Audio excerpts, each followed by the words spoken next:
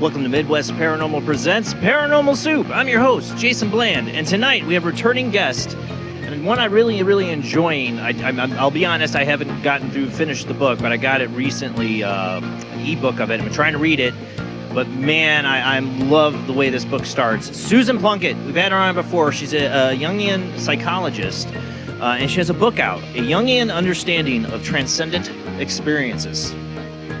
And I'm loving it. It is really her journey through the paranormal, her experiences, how they shaped her. What is life before life? Who were we before we were born? You believe in past lives, psychic abilities, dreams you share with others. We're going to talk about that in the World Wide Web of Weird as well. Man, so much weirdness going on to talk about in that. But Susan is an awesome guest. I love her. I cannot wait to have her on after the World Wide Web of Weird, after our first commercial break. Of course, she'll be on. And of course, a lot of weird to get to in the World Wide Web of Weird. We will also open up the phone lines later in the show. Wow. So hang in there. I'm a bit out of it today. I've been working in the yard with a busted neck and shoulder. It's not fun. So I'm in a little bit of pain, but I'm hanging in there. I'm just a crybaby. I'm going to push on through it because Susan Plunket is an awesome guest tonight, guys. And I definitely want to hear your paranormal experiences to share with her and us later in the show when we open the phone lines. So let's go ahead and get rolling into the show.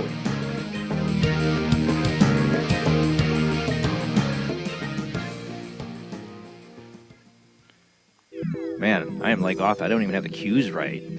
That's up in pain, man. Oh, there's Rob. Let's get Rob in here. Jamie, Rob. Not the normal introductions, I know. I'm just getting Rob in here. Make sure he has sound. You there with us, Rob? Yeah. Yes, you are. I don't know where my mic is, but yeah, I'm here. You're here. You're here after all hurricane madness. Yeah. I mean, it ended hitting as bad as they were originally intending, right? No. Still had a lot of flooding around here. Well, me and Jamie are, sharing out all the weather modification stuff on last week. Oh, yeah. Now, that's not real. Uh-huh. Oh, yeah. I've had people laugh at me. I'm like, you laugh, man. I go back to the Art Bell days, man. Listen to the old Art Bell episodes on weather modification. Yeah. And that's the 90s. I mean, heck, it goes way back farther than that. Yeah. Or just the fact that Quentin exists sitting there. Here we are already tempting the YouTube AI algorithm to shut us down. Let's just stop. We got a good guest tonight. We don't want to do that. And also, we have a lot of weird to get to. So let's go ahead and roll into the World Wide Web of Weird.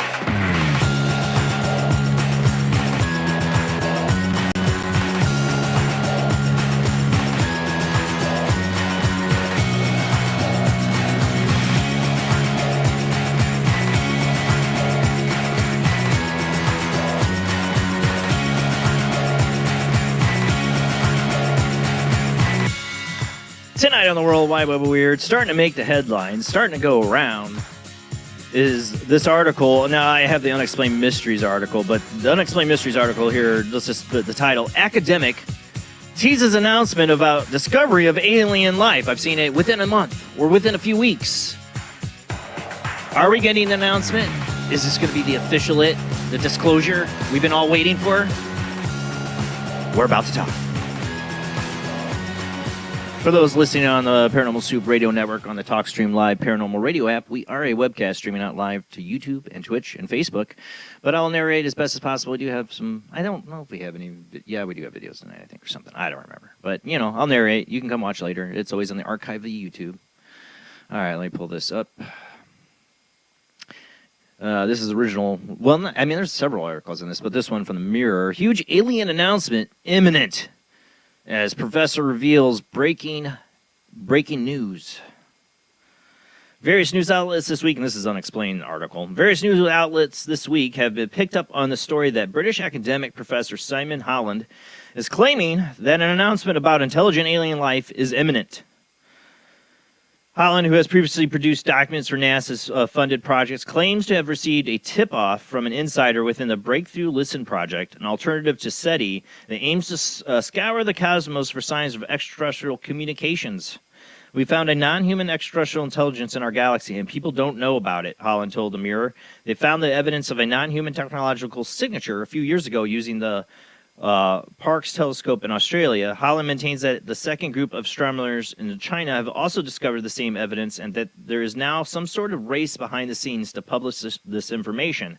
This is breaking news as of yesterday, but the Chinese might be piping them to the post with their fast 500-meter aperture spherical telescope program, he said. It's the largest telescope in the world since Arecibo. The target object is reportedly something known as BLC-1, although it is unclear what it actually is. The signal, instead of being the giant buzz of everything in the universe that we hear, though, through all the radio telescopes, was a narrow electromagnetic spectrum. According to Holland, discovery could be revealed within the next few weeks. I love this, you know, SETI. This is an offshoot of SETI. The aliens are here! You're looking way out in the distant space. I mean, we got to do it. It's science. It's, you know, but I'm saying they're here. Not that kind of disclosure, people. They'll be like a signal. Maybe it will. Baby steps will be like, they're way out there in space, but we know they're there. They're not here. They're not here. Just send a little more money and we'll keep looking. I mean, I fell in love with the idea of them looking for the signals in space because I was a big fan of Carl Sagan's Contact novel. Movies, you know, but it's good. I mean, no, the movie's good. Jodie Foster, gotta love her.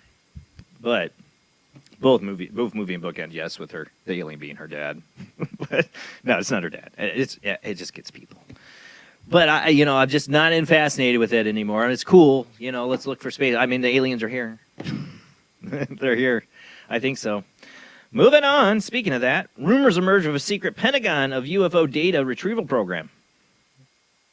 We're still talking about this because, you know, they're supposed to hand everything over, right? That's supposed to be the disclosure. Wasn't it? They're supposed to hand it all over? Any program or access? Or it's supposed to Congress? It's supposed to, no. Here we go. Black sheet out. With all the openness and talk of transparency with regard to the U.S. government's approach to UAPs in recent years, you would think that there wouldn't be any secretive undisclosed programs left that we don't know about in some capacity. This is Unexplained Mysteries, T.K. Randall writing. Now, however, rumors based on alleged whistleblower leaks have emerged regarding something called Immaculate Constellation, a highly secretive Pentagon program established in 2017 after U.S. Navy videos of UFPs off the coast of the United States were leaked. According to the whistleblower, this program's purpose is to collect up high-quality photographs, videos, witness testimonies, and other evidence pertaining to the phenomenon. It also allegedly classified as above top secret, making it as about secretive as it gets. But does Immaculate Constellation even actually exist, or could the claim itself be a hoax? By the law, any special access programs must be disclosed to chairs and ranking members of the House and Senate Intelligence Committee, among others. According to the source, however, this particular program falls even above their pay grades. The executive branch has been managing UAP NIH issues. Let me read that. The executive branch has been managing UAP NIH issues, National Health Institute, without congressional knowledge, oversight, or authorization for some time, quite possibly decades. Yeah, because we've given way too much power to the executive branch. Way. And Congress is blamed for that, too. They've just given it away. So they can have these special access programs, and you're like, oh, yeah, everything through Congress, we're going to let you know, but the president's got something going on.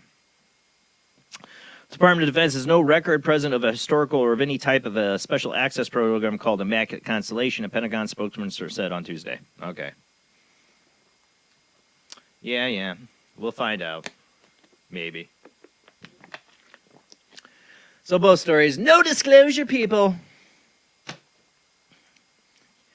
You can't handle the truth.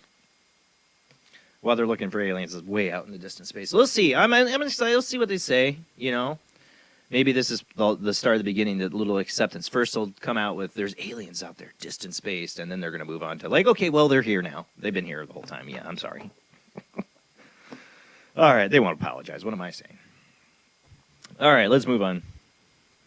This is video. I did have video. Kind of worried about the sound on this, but I did cut out some of the sound on this, but I want you to hear this little girl. We got Tim Binnell here from Coast to Coast. Spooky video out of Thailand shows a little girl seemingly pulled by an unseen force moments after she began speaking to the presence that her parents could not see. The eerie moment was posted on Thai social media earlier this week, though the specific date and location of the eerie event are unknown. As detailed by the Bangkok Post, which found and shared the footage on Thursday, the odd incident began with the little girl's parents saw her captivated by something outside their home. Taken aback, her mother began filming the strange scene wherein the youngster pointed towards and talked to something invisible to the adults. Wondering if perhaps their daughter was seeing the spirit of her late grandmother, they asked if that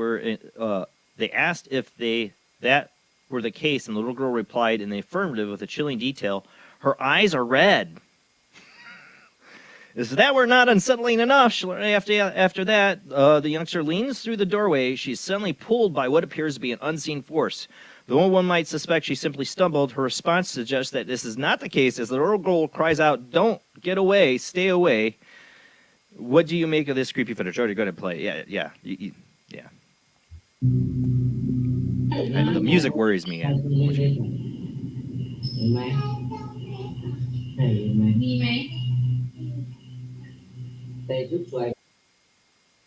muted something here because the music gets really loud.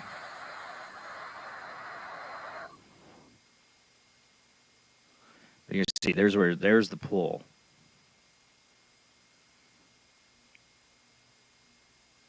Sorry, I can't have all the audio. But yeah, something grabs her. It looks like it. It does. I mean, she could be play acting, but this little girl looks like she's pretty serious. She's talking to something. Her mom's reaction is pretty. She could have stumbled over the doorstep as she. I mean, it does look like something grabbed her, or it looks like something grabs her arm, and that's when she's like, "I'm done talking. Stay away." Yeah. But I would have liked to see the bottom of the door, because I trip over that stuff all the time. I would take it as pretty real. As something grabbing her, just because of what's going on here in the situation. Now, TikTok, all that stuff, and people making videos. Oh, wait, let's look right now. See, there is a little railing, and she's got her little sandals on.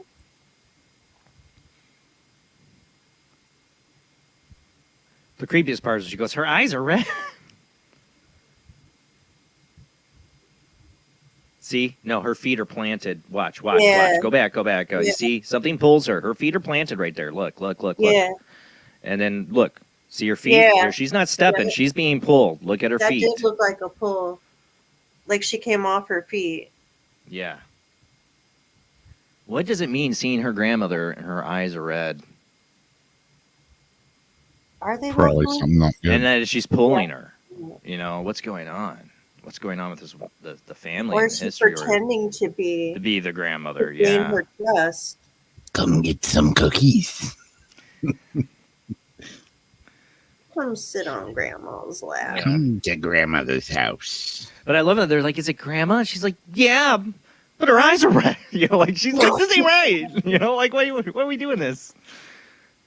And then she shuts the door. I love the little girl's just like, "I'm done." She's like, "Yo, you go away, you stay away." And she shuts the door.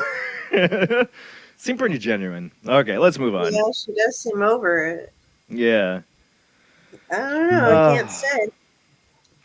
I've been talking about recently. I've been really interested in the Dogman encounters. We got to get. I need to talk to Josh Turner from Paranormal Roundtable. Either I don't have a guest next week. I don't know if I'm going to do a show yet. I thought about having, because we're not going to have Rhodey. Is not going to be able to make it to the Halloween show, but we will have Katrina.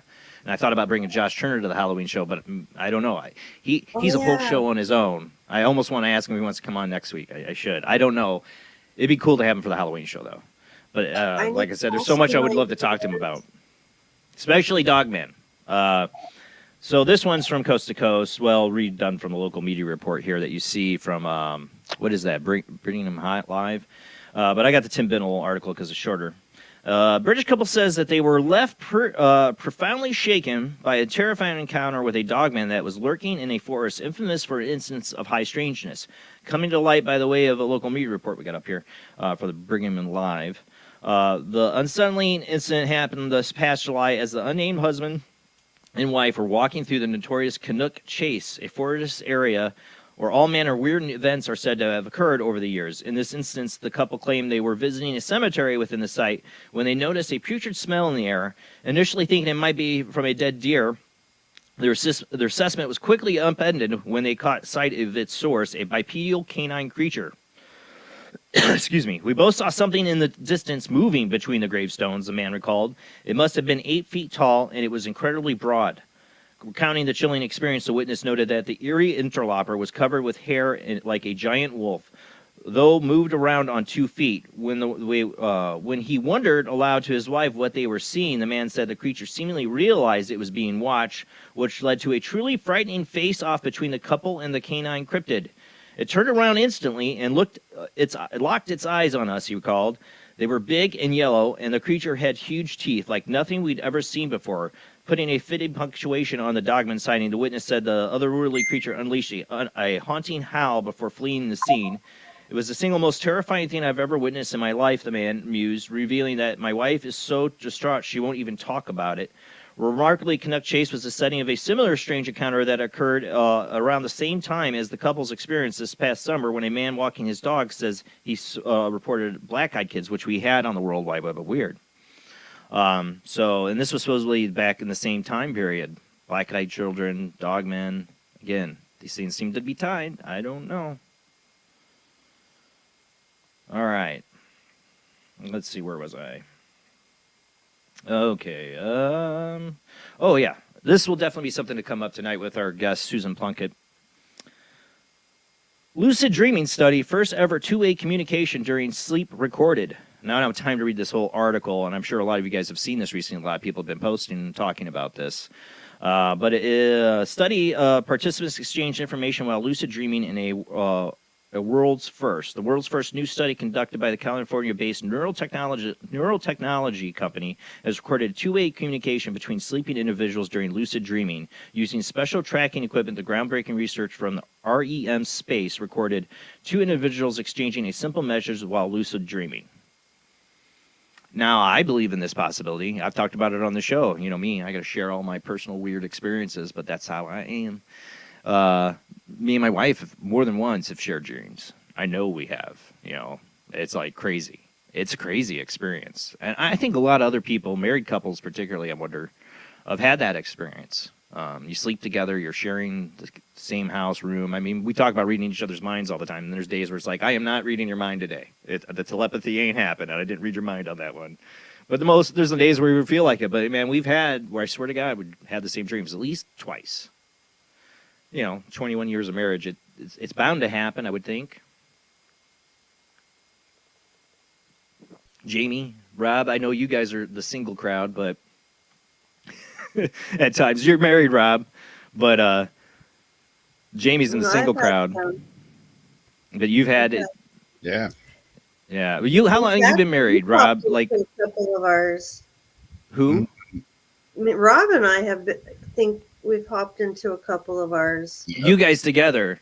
Yeah. Mm-hmm. What about you and Darcy, Rob? Like you guys have been married how long? 25 years. All right, so I'm 21, you're 25. 24. Yeah, Jamie, you and Jeff are still kind of close and been too close. Like you know it. You get this bond, like where you're like telepathic. Yeah, you get this like telepathy together. You know, you like know, what's going on between But when you go to sleep, I don't think that goes away. And honestly, you'll see the ad in here. I play an ad from a Dreamscape. That whole movie premise was about the CIA doing this and having technology where people could enter any dreams. And when I was a little kid, I believed that totally. They used our enemies. Yeah, they wanted to assassinate a president, and that was the plot line. Dear God, I got to watch the words I'm saying here. The AI algorithms is going nuts. Oh now. yeah, Like, oh we no, cry yeah. out. Jesus. I'm already a It's about the movie AI. It's a movie. It's a dreamscape. Look it up. That's the plot line. Don't cancel me now. Yeah. I think there's a lot more to dreams than we give credit for, though. Mm-hmm. All right, let's move on because this is the other. Next two stories are pretty much related.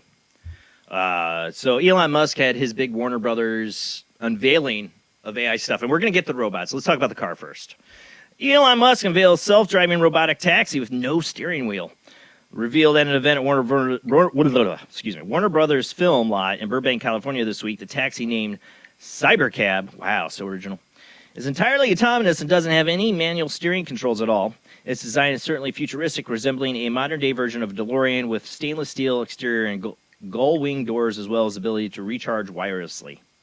It is designed to carry 2 passengers. The vehicle will enter production within the next 3 years and will form part of Elon Musk's ongoing efforts to turn around the company's fortunes by focusing more on AI, robotics, and standard electronic cars. Musk himself maintains that the autonomous vehicles have the potential to be up to 20 times safer than human driven cars. Well, yeah, it's like today, literally today, me and my wife are driving back to my sister-in-law's house, and this lady, no stop, no look, no nothing, just totally pulls out into the street in front of us. No look, not a slow down, not a stop, not nothing. And then it has the goal to look at us like we're crazy as we're giving her the finger and mouthing, obvious explicitives at her.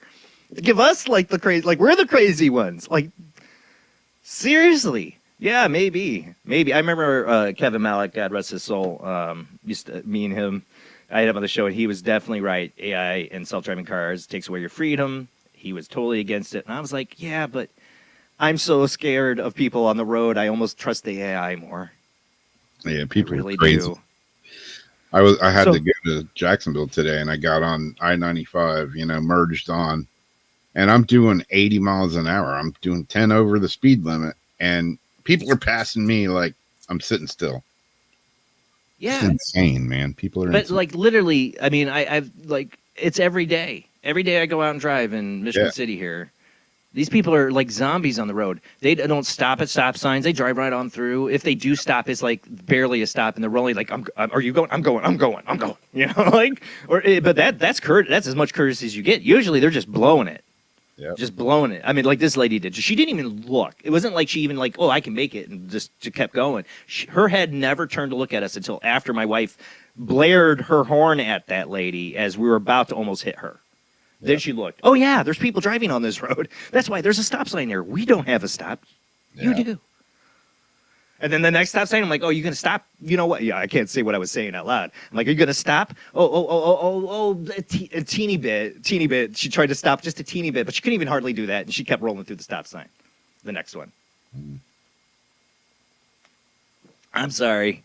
I'm getting my Festivus pull here and griping about humans. That's why we need to just be replaced by robots. On to the next article. I would not have the patience to be an officer. Elon Musk at this thing also showed off a bunch of his Optimus robots. And I always think of his Optimus. I think of the Osimo house in South Park. Elon Musk shows off bartending robots, and this is from PC Gamer.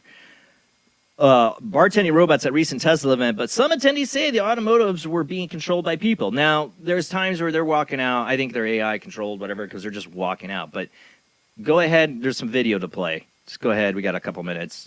Just to give an example what these things were like. I tried to cut out any of the music from the party going on in the background. But I want you to hear, it is totally a person remote controlling this thing.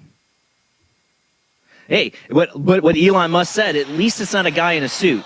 Because that's what they did. Remember the first time they had a guy in a suit? They faked it. That's not playing well anyways. But yeah, you can hear it's a guy through a speaker talking on it. You can totally hear. But I want to read what Musk said here. If I can find it. Where is it? Let me see. I'm trying to find the part. It'll be able to do anything you want, Musk said during the presentation. It could be a teacher or babysit your kids. It can walk your dog, mow your lawn, get the groceries, just be your friend, serve drinks, whatever you can think of. Of course, that's not how he's saying. He's, get your drinks, whatever you think of, heavy toss. It's going to be awesome. I should do it in Elon Musk voice. Can I do an Elon Musk impression? I think this will be the biggest project ever of any kind, because I think everyone of the 8 billion people on Earth, everyone, they're going to want the Optimus buddy, maybe two. Remember, sound more like Sauce Cartman. One thing we wanted to show tonight was Optimus is not a canned video. It's not walled off. The Optimus robot will walk among you. You'll be able to walk them up to them and serve you drinks at a bar. Sorry, my horrible Elon Musk impression. He also says it's going to be like $20,000 to $30,000. So like buying a car. Actually, no, cheaper than a car now because they're more expensive. I can't afford a new car. I need one. Yeah, and he's like, it's going to do everything for you. Took our jobs. That's what I'm saying. Yeah. When he's saying this, it's, if you're going where you're going, that's where we're going. The $20,000, $30,000 that people will have will be the rich people somehow have a job or need it for something. Everybody else will be on universal basic income while these jerk-off robots are walking around planning their way to assassinate the human race. That's it for that's the end of the Worldwide Web of Weird. Tonight's guest is awesome, Susan Plunket. She is a Jungian psychologist. Her book is A Jungian Understanding of Transcendent Experience. I am totally just getting into this book, but really enjoying it. If this opening of this book doesn't hook you into it, I don't know what will. It's totally along a lot of the lines we've talked about tonight of past shows. And she was a great guest last time. I can't wait to have her on tonight. After this commercial break, we'll be back with Susan Plunket.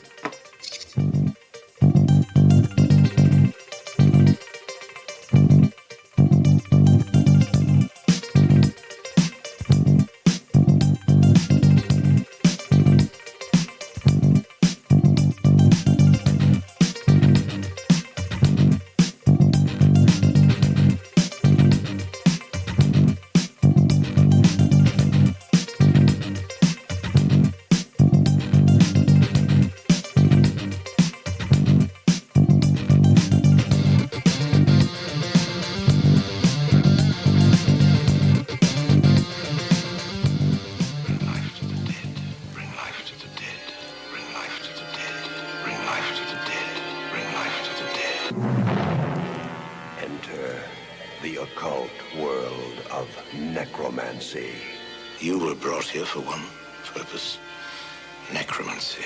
A ceremony dating back to the pre-Christian era. It's the art of reviving the dead. It requires involvement with evil spirits by the person performing the act. The devil god brings life to the dead. No, please. No, please. And death to the living. Necromancy. Starring Orson Welles and Pamela Franklin. From Cinerama releasing. In color, rated PG, parental guidance suggested.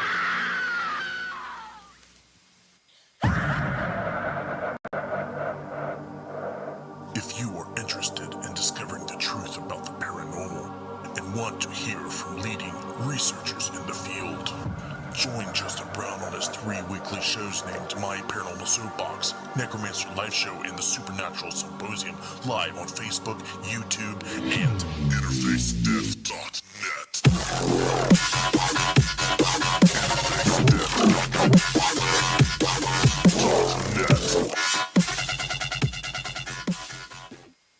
He is conducting an experiment into the combined effects of sensory deprivation and hallucinatory drugs. The subject of the experiment is himself, and the experiment is out of control. Ken Russell's Altered States, a film that must not be missed, is in the West End now. Altered States, Certificate X. Hello, I am Fernando Martinez. I think by now you know I am an emotional kind of guy. People stop me in the street and say, Fernando, what the hell is wrong with me? Silk shirt, hairy chest, enough aftershave to drown a household pet, but I still cannot get a woman. I tell them you are an ignorant fool. Without a symbol of power and fertility around your neck, what kind of woman is going to respect you? That is why I have teamed up with Medallion Man, the shop for medallion needs. Medallion Man caters to all levels of masculinity. For the strong, silent type, a medallion the size of a hubcap will say everything that needs to be said. Even singing medallions for the Casanova who knows music is the food of love. Model trains, dollhouses, diapers, whatever your interest, we've got the medallion for you. Don't forget, every woman knows if you can't support a medallion, you can't support a family. This is the sound of a space clock aboard a U.S. satellite 180 miles above the Earth. No one winds up this timepiece. It's powered by a tiny battery, a battery that delivers power for years without replacement. Now the same type of battery, the Duracell battery, can bring new reliability and long life to your battery-operated equipment. Radios, cameras, toys, all run far longer. Duracell batteries, the long-distance power cells, outlast any ordinary battery. The same type of battery that keeps space clocks running for years can bring long life to anything powered by batteries. Dura, as in durable. Cell, as in power cell. The Duracell battery, made by Mallory.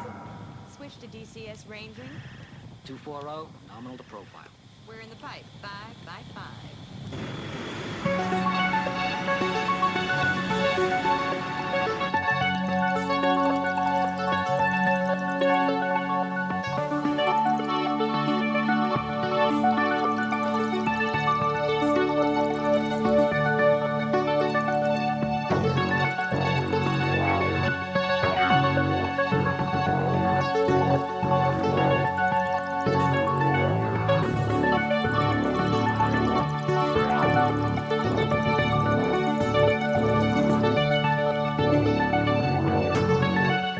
Tonight on Paranormal Soup, our guest is Susan Plunket. Susan is a writer and a psychologist in a private practice in New York City. She received her doctorate at the New York School of Social Research in 1989. Her first book, When Every Breath Becomes a Prayer, reflects her interest in Jungian dream analysis and people who have experienced the numinous as a result of emotional pain. Oh, numbness. Sorry. Wow, I butchered that. She believes that we all are part of a vast web of consciousness. Her books, Mission from Venus and The Wanderers on Earth, reflect the beliefs as they explore the fantasy worlds of the fifth and sixth dimension. In her latest book, Paranormal Perspectives, a Jungian understanding of transcendent experiences, she shares her own paranormal experiences. And I gotta tell you guys, I just been delving in this book this weekend. And if you get this book, I guarantee you're gonna be hooked in on the first chapter. If somebody is myself that wonders what is the life between lives, you know my experience with my son. Seeing him before he was born as a translucent boy in my parents' living room, or him telling my wife that he chose us. These things interest me about how we choose our paths here, and what it is that transition from the one incarnation to another.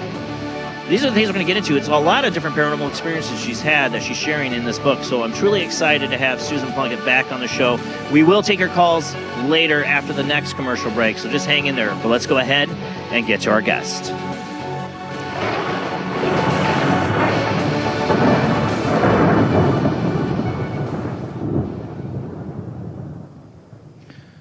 All right. Susan, it's a pleasure to have you back on the show. Thank you, Jason. Great to be with you. And I'm truly honest. I wish I'd had more time this week to get into your book. I'm trying to get yard work done at times of free time when I was off this weekend, but I was reading it in between. And definitely am hooked on this book because we'll get into this tonight. But your beginning there, it is amazing. Oh, you mean like making the body? Yeah. The whole being born kind of experience is, it's like we're going through you from step one, even before step one, the before you are born, making the body, the whole transition that you do take through your childhood.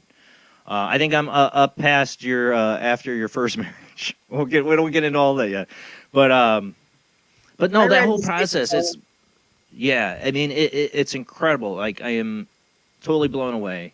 You really are putting into words concepts and things I've thought about since my earliest memories. I'll get into it tonight. I even asked my sons tonight, what is their earliest memory?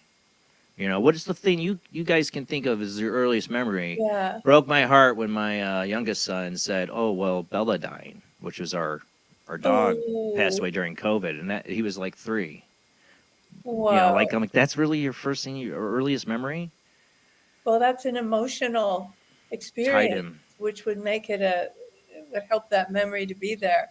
Yeah. We can recover our life, our experience before we're born with life between life regression, which is how I recovered some of my earlier memories. Many people have imaginary friends, so that's not really that unusual. But what you're talking about is before I was born, those memories of coming and going and building a body and creating an idea of what I wanted to be in this dimension, those were recovered by life between life regression, which anyone can do. There's a whole institute called the Newton Institute in California because this psychologist, Michael Newton, was regressing people to see their other lives, and they started spontaneously going to life between life. So I had to do that. I wanted to do that.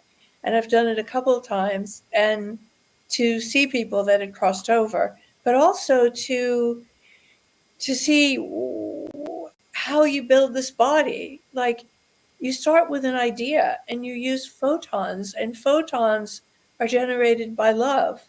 And you do have a choice. You don't have an infinite choice of who your parents are going to be, but you have some choices, and you try to make the best choice for what you want to accomplish in that life and for people that you're drawn to. I was very drawn to the soul that was going to be my dad. And I'm pretty sure that's why I chose them as my parents. It's not that you can choose anybody who's incarnate. We incarnate again and again with the same groups, and all incarnations are simultaneous. We think of them as time, but as spread out in time, but they're really all happening at once. So right now I am a Buddhist monk in Vietnam. Yeah. And another one, I'm a little background. I'm mentioning two very vivid past lives that I've Yeah. seen. You know what I'm saying? Like, so I'm literally living those lives instantaneously. Like, there's no time. Yes, that's what science tells us. That's what physics tells us. But we don't perceive it that way because we have a very specific mechanism, a physical body that's perceived to, organized to perceive one reality at a time. Our eyes focus us in this reality. But in fact, we're blinking in and out of this reality all the time. And we can perceive these other realities during the blinks, but we usually block them out because it would be too distracting. We wouldn't be able to get across the street or drive a car if we were focusing. And if we were experiencing all our lives simultaneously while we're in the third dimension, our heads would explode. We can't download and process that much at one time. And At least this human brain can. the human brain is not conscious. It's just a download because we're all sharing one consciousness. Physics now tells us the number of minds in the universe is one, and we're all in it, and we never left it. So See, what that's something happened? I've felt. What I love, I want to say this though. What I love about your book is a lot of your inner childhood thoughts are very similar to things I thought as a kid naturally. I'm saying that we're all from one mind. Yeah. That whole concept has always been with me somehow. That idea.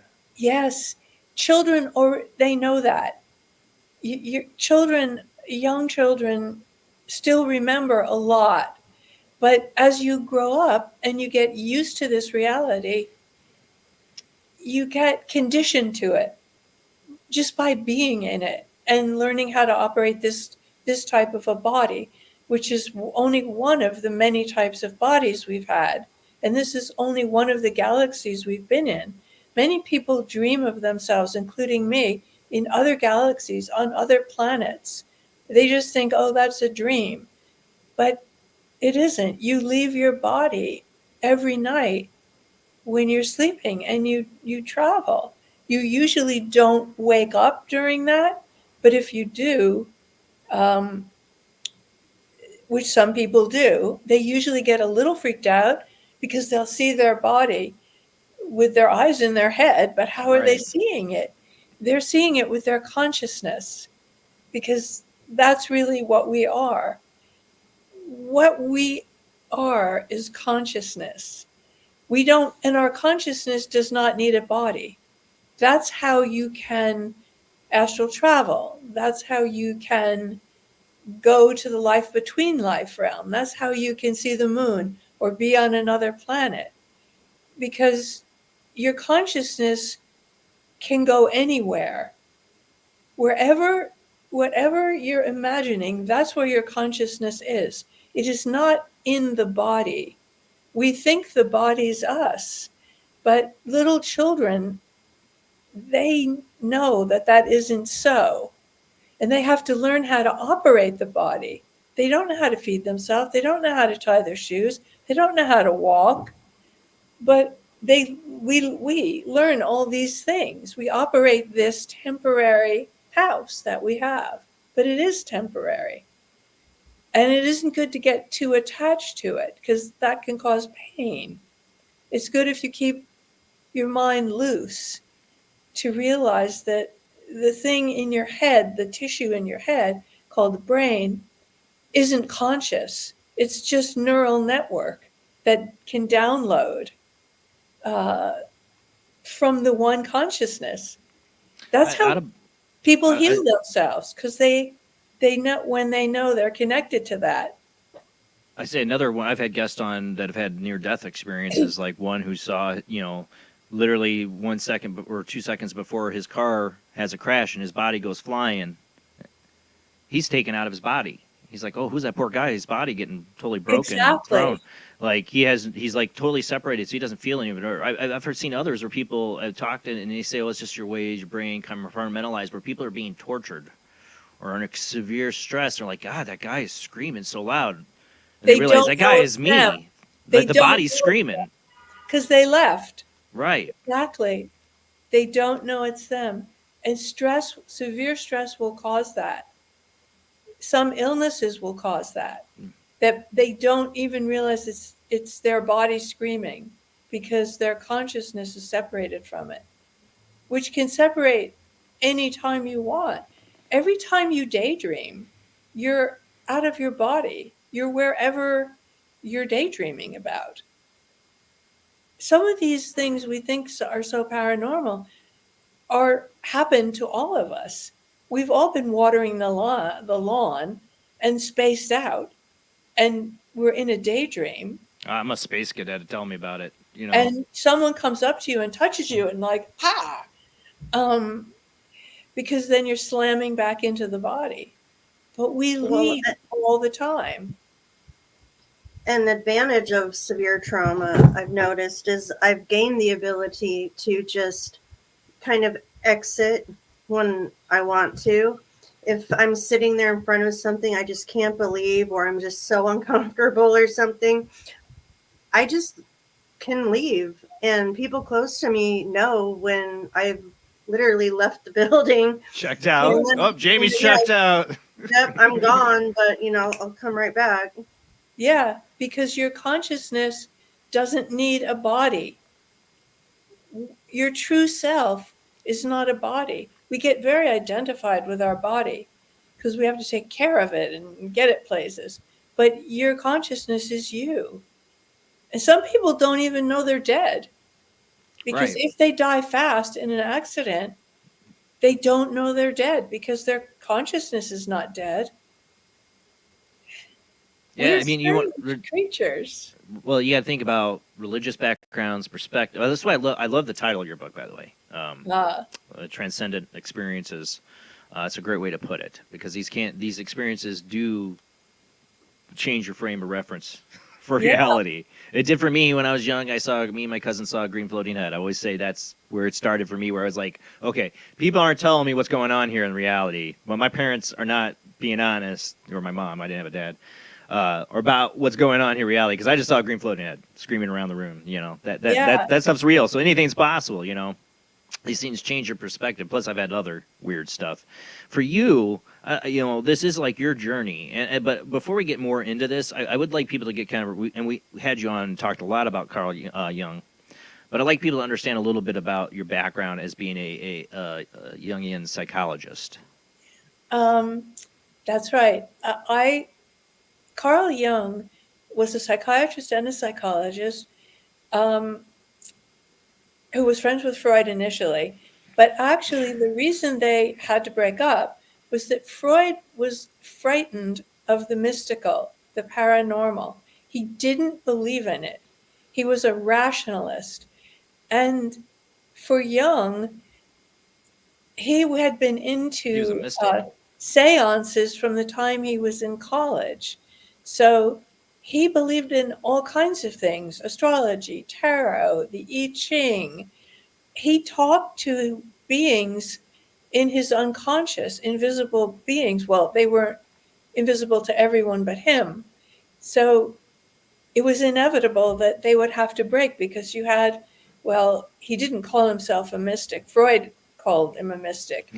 But a mystic and a rationalist can't really... Yin and yang there. Yeah, they're not going to...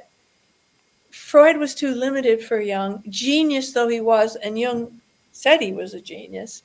And Jung wanted to explore things that Freud did not want to explore. Sorry about the cat.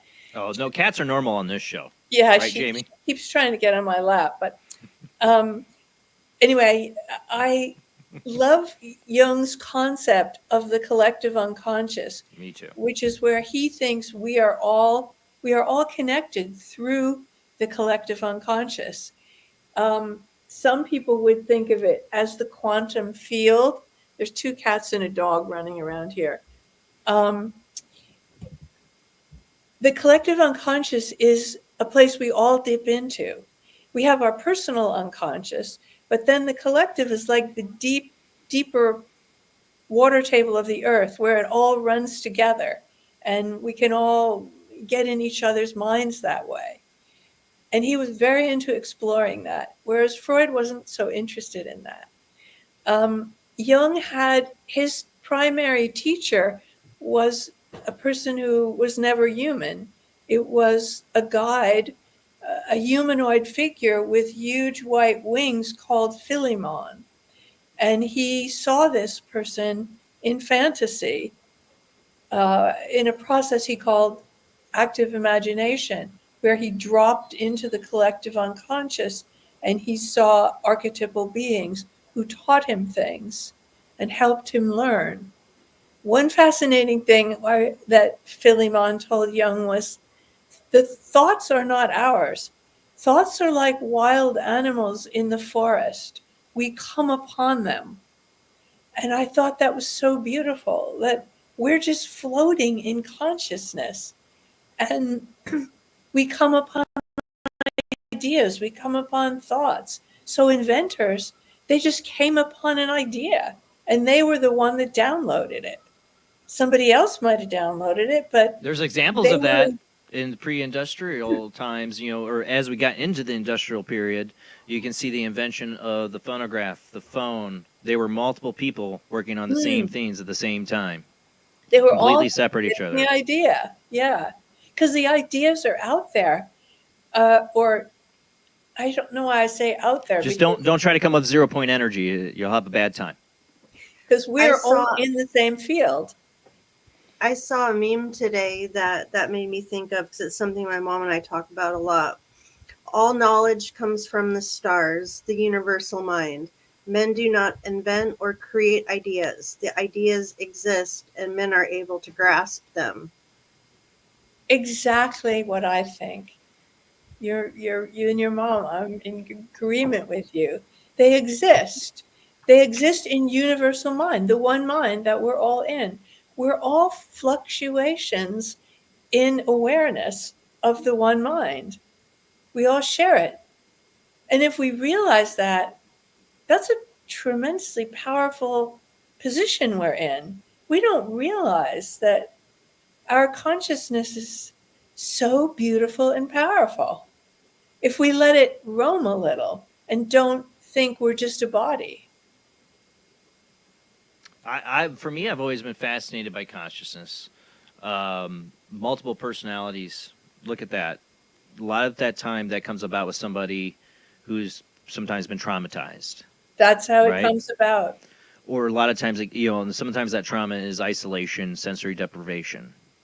What does the brain do under those circumstances? It breaks down and creates a new reality with multiple people. We're talking about one person, but Peel there's off multiple the trauma. lines. Right. Yeah. They leave the trauma in one of those persons, and then they can live trauma-free in the other personalities. It's amazing. That's just the nature of the brain under extreme stress, or the consciousness, not the brain, I should say. Consciousness, right. It's a protective mechanism. Let only that part dissociate and carry the trauma, but I'll live over here, these other lives that I'm also living. And what's so fascinating in multiple personalities is that they can have different allergies, different diseases. Like one might have diabetes and another personality won't have it. One might be allergic to wool and another not. They are so totally different. And then created out of what? Thin air. They're created out of consciousness. Created out of consciousness. And they can have different genders. Like Sybil, I believe, had 18 or 19, and 2 of them were masculine. And look what her mom did to her. Besides torturing her with horrible enemas and stuff like that, she locked her in a cupboard with no light, probably little sound, and isolated. What did her brain do? She started torturing her as an infant. Mm-hmm. It is the young torture like that causes the personality to splinter into multiple personalities and keep the trauma in one. And most of them don't know each other, but sometimes there's one that knows about all of them, the more executive. But that isn't always the case. And they can switch like that. Yeah. You can be in a room testing as a psychologist, testing them, and one will be doing very well on whatever the function. And then it will switch into another one, and she will literally take off her jewelry and throw it across the room. This isn't mine. She won't even want to wear the jewelry of the other personality, and she will have different skills. She won't do as well on some subtests as the other one. So you would have to test all the personalities if you wanted to know their strengths and weaknesses from the psychological point of view. Yeah. But to me, that's one of the most fascinating aspects of apparentness of what consciousness will do under these kind of conditions. That this is what maybe creation of consciousness is when you have 0, but I don't want to be alone. So now I'll have 1, I'll have 2, you split. So you're not alone, Like they say kids make up imaginary friends. Maybe it's because they're lonely. Maybe because there's a spirit there, but maybe it's because that's consciousness. We're meant to be part of this collective field. We are part of the collective field, and imaginary friends are very often other parts of consciousness of people that you're close to. Yeah. That aren't incarnate at this time, that come to help you or be near you. Adults have them too, but we block them out. Children don't block them out. You could see the green floating head. Your mother couldn't see it because she'd learned to focus. She wasn't there that night, but but adults, they learn to focus on this reality. Whereas children, their focus is, able to move around. Well, that's what really drew me in for your first chapter of your book, because you talk about this with the fact that you were, as a child, you didn't want to be in the body. You spent most of your time, I think your quote was, in the other place, the in-between, kind of, until you were kind of forced by, the age of 2? The age of 2, we have to stay. Well, we can't. Well, the soul has the choice. That's what a lot of infant deaths are. Or miscarriages. Or miscarriage. They don't want to come. They change their mind because it's so frightening. It is frightening to come into the third dimension. I think your quote was that being born is more scarier than dying. Yeah. Was the quote in the book you made. Yeah, that you're. I guess you have like a sister in this scenario. That I was supposed to have a twin, Sophie. Yeah. We were coming and going together, and she didn't want to come. Then she would come and visit me. She was my imaginary friend as a toddler. And my father was respectful of that because he had had an imaginary friend as a kid. But my mother was not really into that. She was like, stop it. But a lot of children have imaginary friends and they talk to them and they carry on conversations with them. But they are real beings. They aren't imaginary friends. Well, I'll give you an example. So when I was a kid, I remember playing with this little girl in a white dress, dark hair. We lived in this apartment complex. And my mom says it's just because she told me the story, but I remember it. I remember a little girl. It was, I don't know, I was a teenager when we finally started talking about this stuff. But my mom would remember me saying, would be leaving, I'd say, bye, little girl,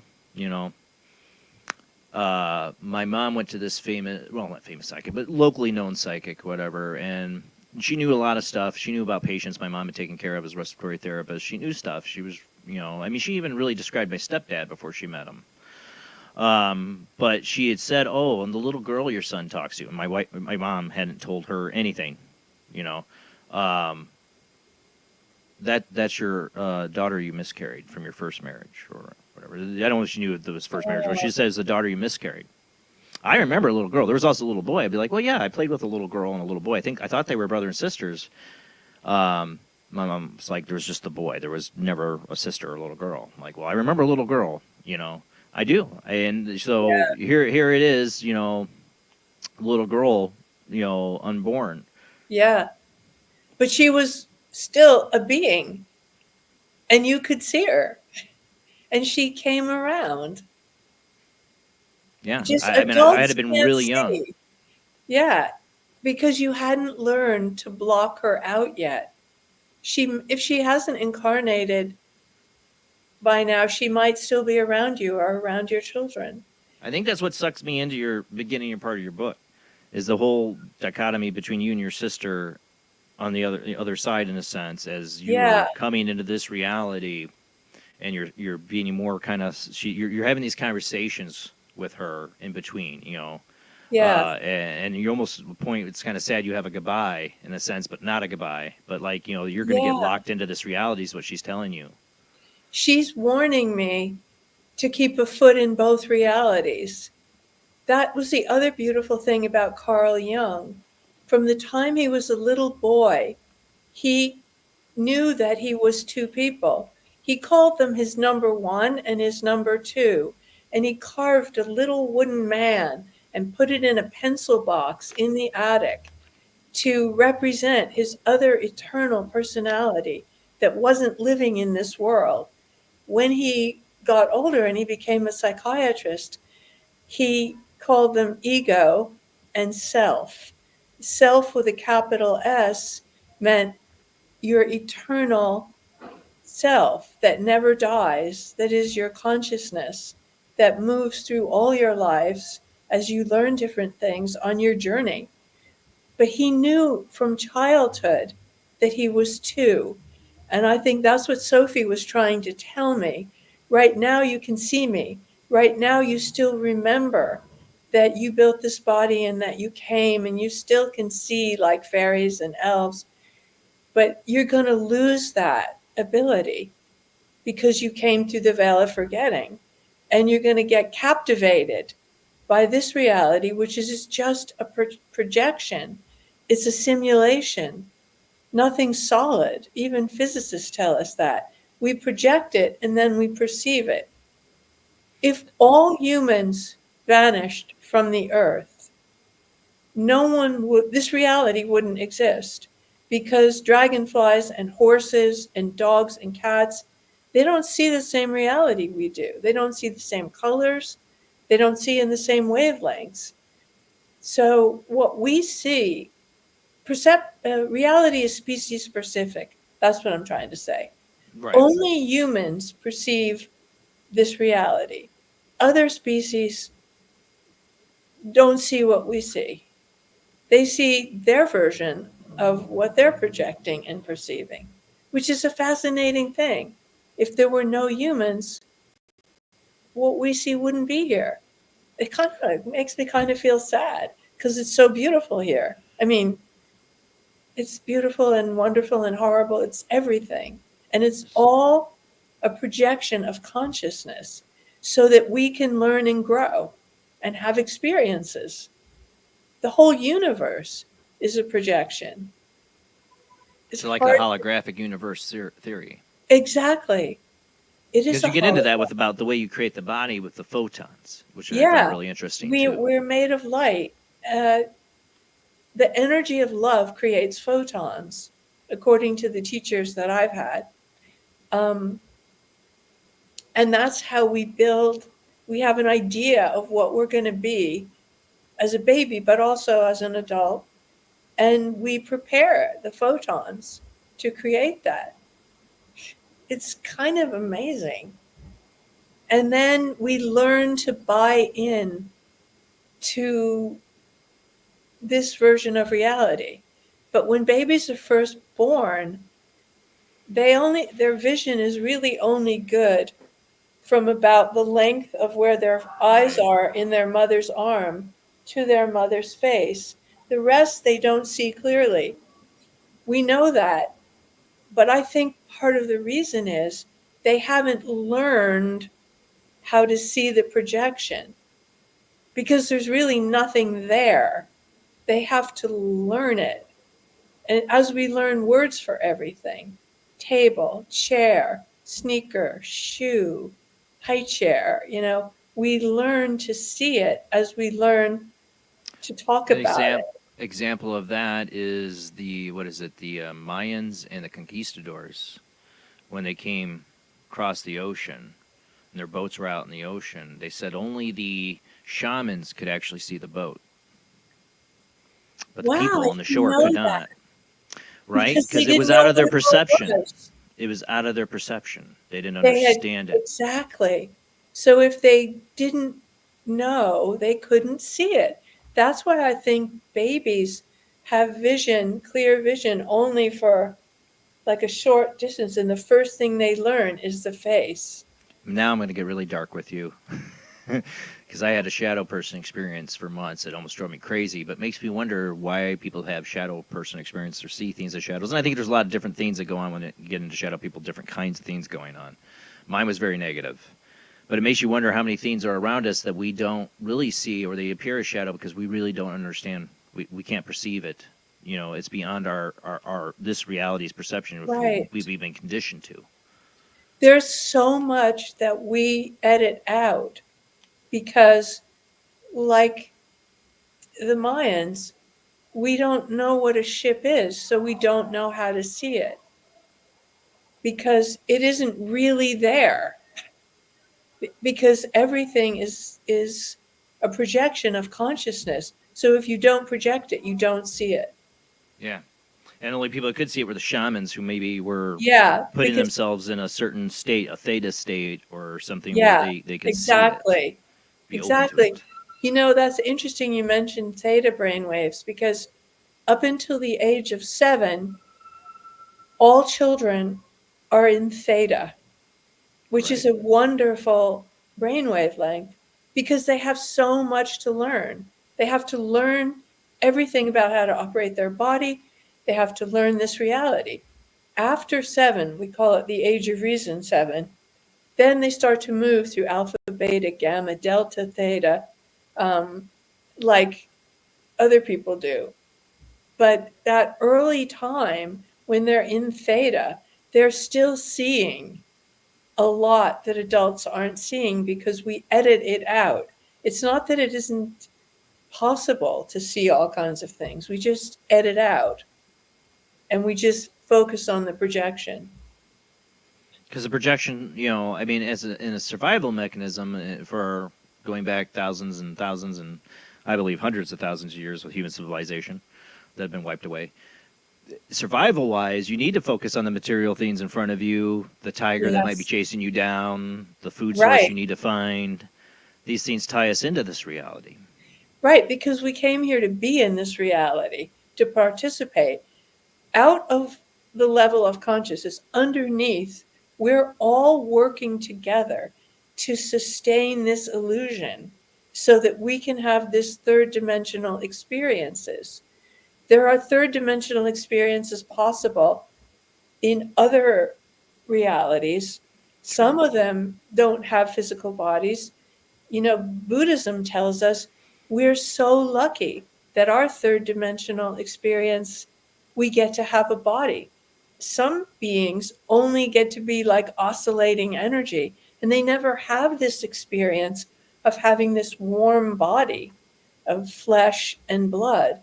Like if you've ever been near, someone has died and they've come to visit you, they feel quite cold when they come near you. Right. It's absolutely true. They don't have the warmth that humans have.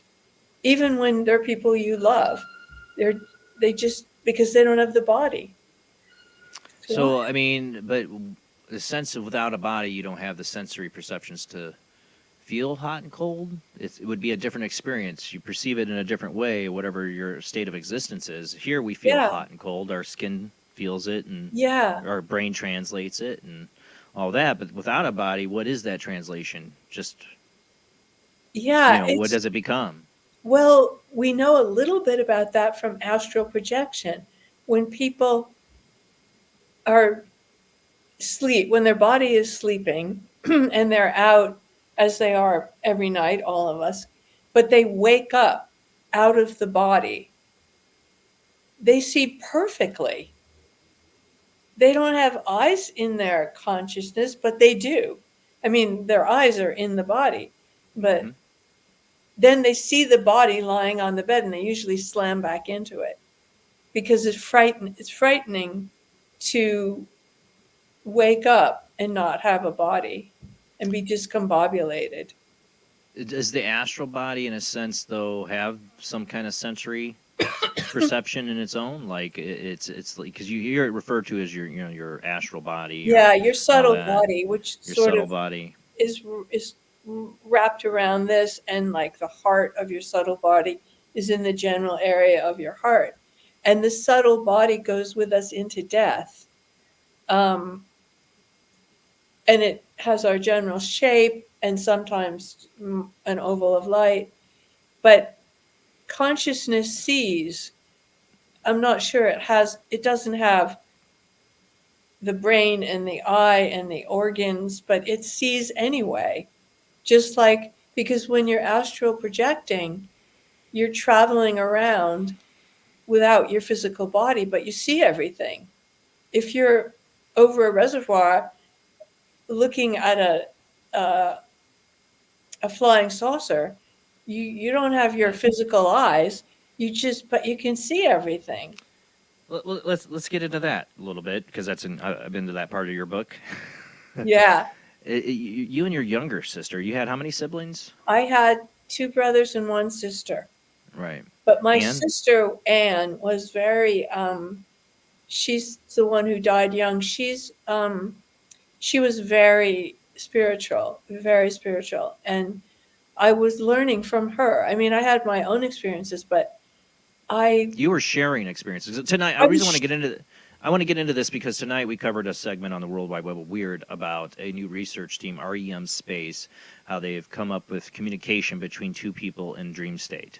And I've experienced this with my wife, us sharing dreams. So that's kind of I wanted to get into this a little bit about this experiences you had with your little sister. With my sister, when she was 6 and I was like 11 or something, she was still totally always in theta. I was 11, in and out. And I found myself dreaming or astral traveling with her over the Ashokan Reservoir which is the reservoir for New York City, because we lived in the country. And there was a spaceship there. And we were communicating telepathically. And she said, oh, yeah, I've seen it before. And then it didn't appear to leave. It was just gone. It's not like it flew off. It was just gone. And then we wanted to see the moon. And I said to her something like, how did we get here? She said, you just imagine it. That's all you do. You imagine it. And your consciousness goes wherever you're imagining you are. And she's right. I mean, I still do that. This is from a 6-year-old. Yeah. And as she got older, you know, she forgot some of that. She remained very spiritual. But, you know, like Sophie was telling me, try to keep one foot in the eternal world, because this experience becomes so powerful that you just focus on this and you think this is all there is. And that happens to all of us. And I, of course, went through years where I'm just on earth. I'm just a human being. And I'm not really seeing the stuff I think I see out of the corner of my eyes. I'm just imagining it, dismissing it. Because I learned to focus here like we all do. You focus on the front, but your perception on your side of your eyes, you actually have more light receptors on the side of your eyes. That's why maybe when we see things often, we see it from the side. And like after, you know. I know my first training in trying to see auras, it was a lot easier to kind of see an aura from, like, if you side angled somebody.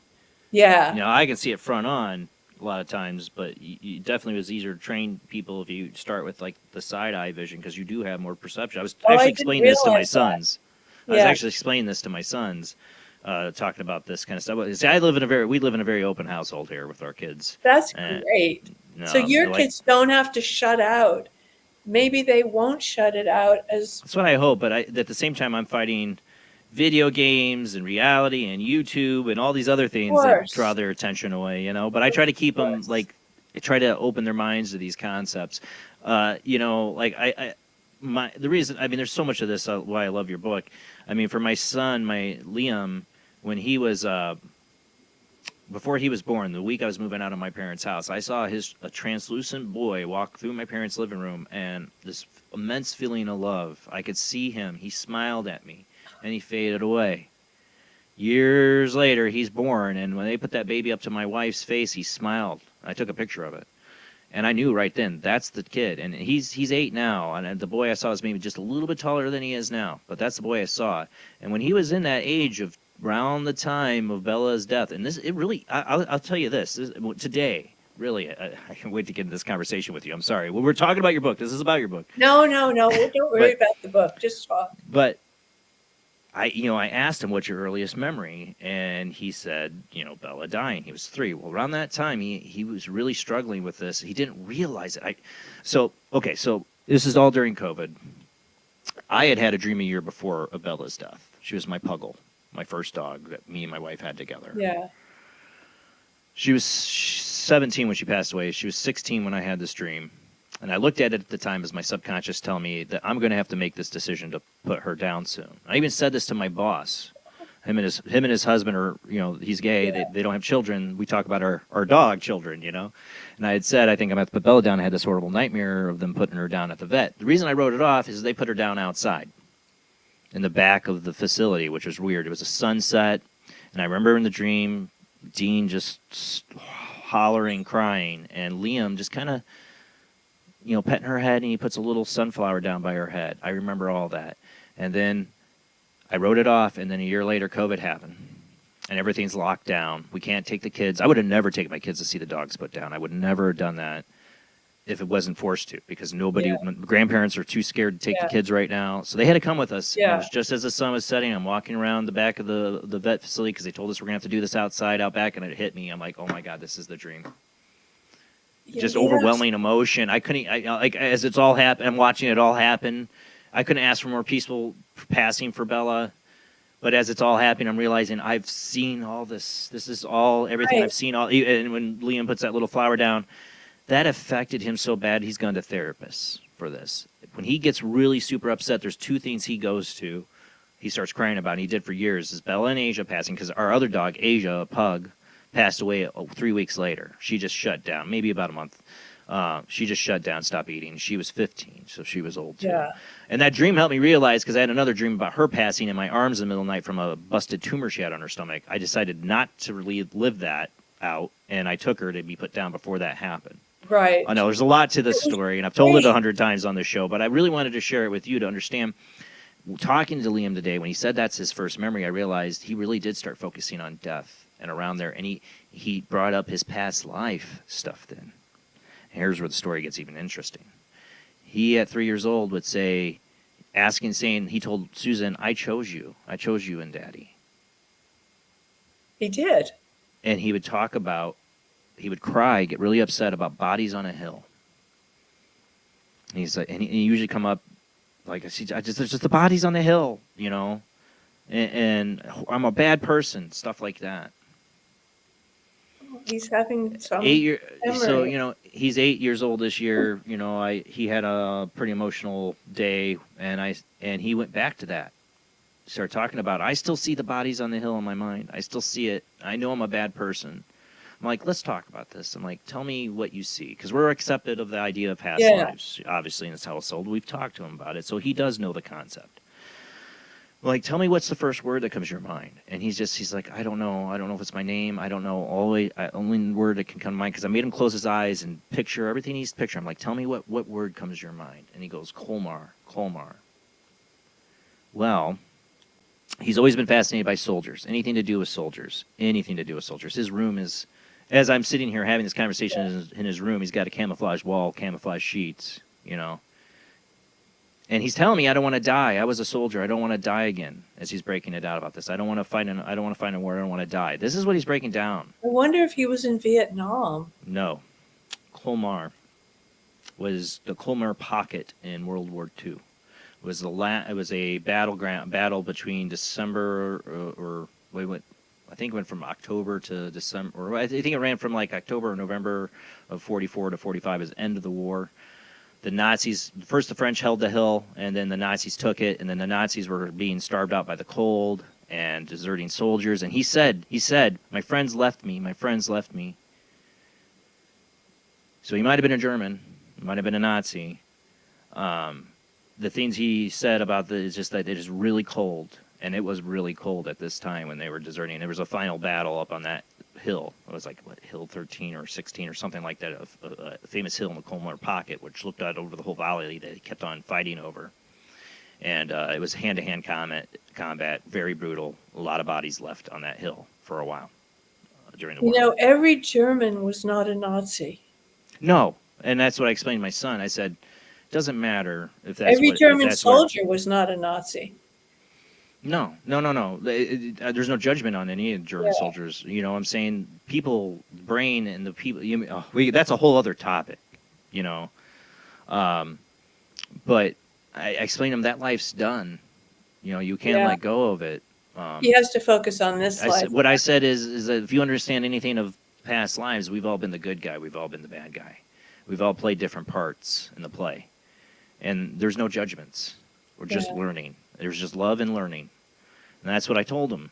And he has been letting go of the whole thing. Now, he still has issues. He punched a kid in the face. He's been suspended like 2 times lately. We've got some anger issues still to deal with. But usually when these anger issues come out and he gets super emotional upset, these things come up about the people on the hill and that.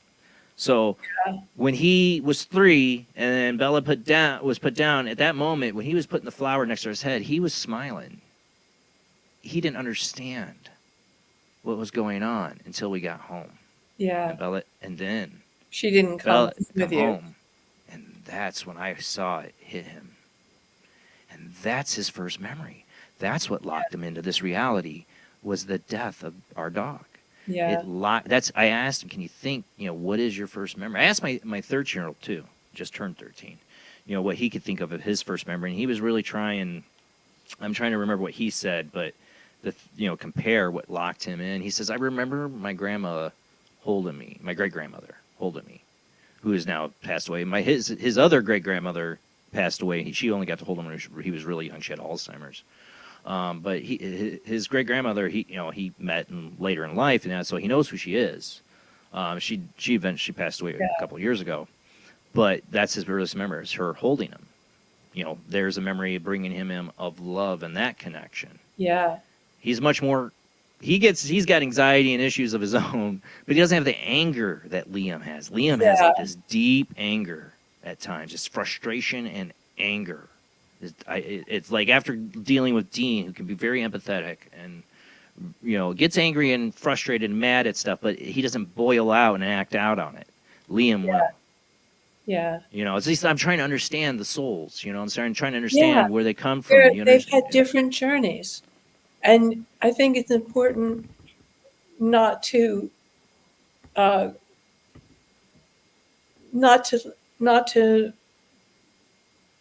repress his anger too much.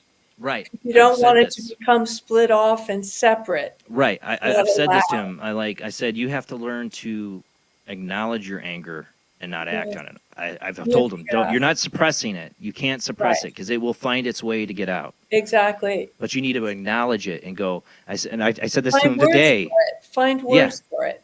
He got angry today, and he kicked his brother. And I said, what did you do? You got angry and you acted out. You didn't recognize it. You just acted on it. I need you to recognize it.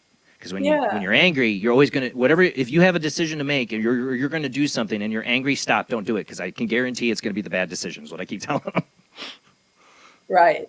But you can say, I'm so angry, I wish I could kick someone.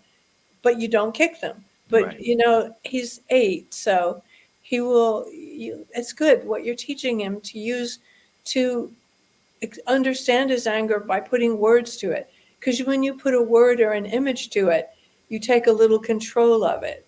Even if he says, I want to kick the wall or I want to hurt somebody, but that's not the same as doing it. It's good to use the words to get a hold of a feeling. I hear you. I'm trying to get myself back into writing because I have a lot of angst and anger about society and things going on right now, and I know the way to deal with it. I dealt with it as a teenager with that kind of angst, is writing, and I need to get back into it. So true. It's so true. I need a release. Journaling a little bit every day is such a relief. Every morning I try to spend a little time downloading some stuff. It's hard. I think kids that had so much early time during the pandemic, school was interrupted, social life was interrupted. That was the beginning of Liam's school. He was kindergarten. They're not recovered yet. Preschool. Yeah, they're not recovered yet from that. And it was the parents were scared. We were all scared. We didn't know what was happening. In New York City, we thought we're all dead. We're all going to be dead. But then we didn't die. Yeah, you had your mainstream media to thank for that. Any story that bleeds and anything to scare and fearmonger. Yeah, that's how they make their money. Yeah, exactly. Yeah, and that's what I wish more people would wake up to, because they're their own kind of parasites. They're feeding off your fear. Exactly. Stop. Don't give into it. Don't give into the fear. There's two things. There's love and there's fear, and there are fear mongers, and they cause a lot of damage. And then there's love. It's always a choice in any moment to come from love or fear. Yeah, and I think most of us choose to come here out of love, to live in this existence. That we forget about it.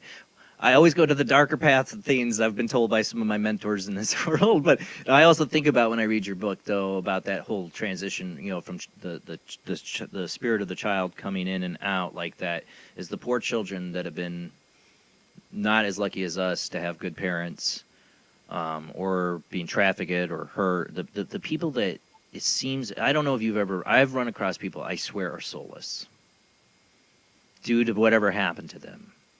There is no soul. It checked out. And I wonder if it's because that higher self, that thing said, I can't take it in these conditions. I'm not working in this anymore. They've gone through so much hell and pain and torture. The soul checks out. And you get something else that's soulless that could hurt you and lie to you with no meaning or feeling or care, because it's not a soul. There's no empathy. That's the thing, when there's no empathy, when the core personality is without empathy, is just full of rage, even if it's cold rage, like a Ted Bundy or a character like that. That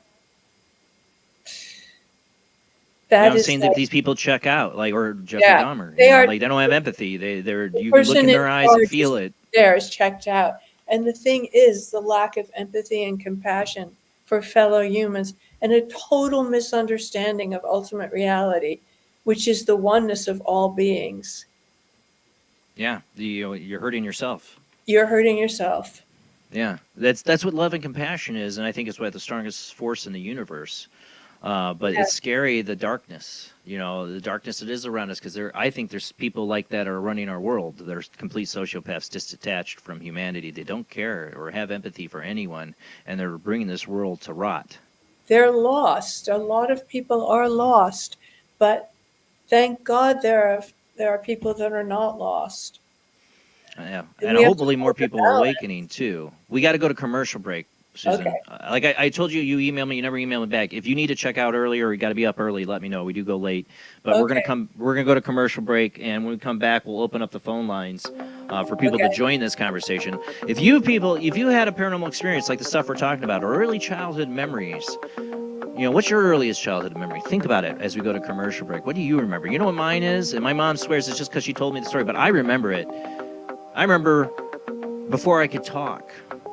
I have a memory of before I could talk where I was frustrated trying to tell my mom my cousin was stuck up under this bed. I remember it. I remember being in diapers and not being able to tell my mom that he was, I think she said I wasn't even one yet. What's your earliest memory? And what's your earliest paranormal experience? Were you a kid? Or you were more envisioned? All these things we can talk about when you call in tonight. But just wait after the short commercial break. We'll be right back.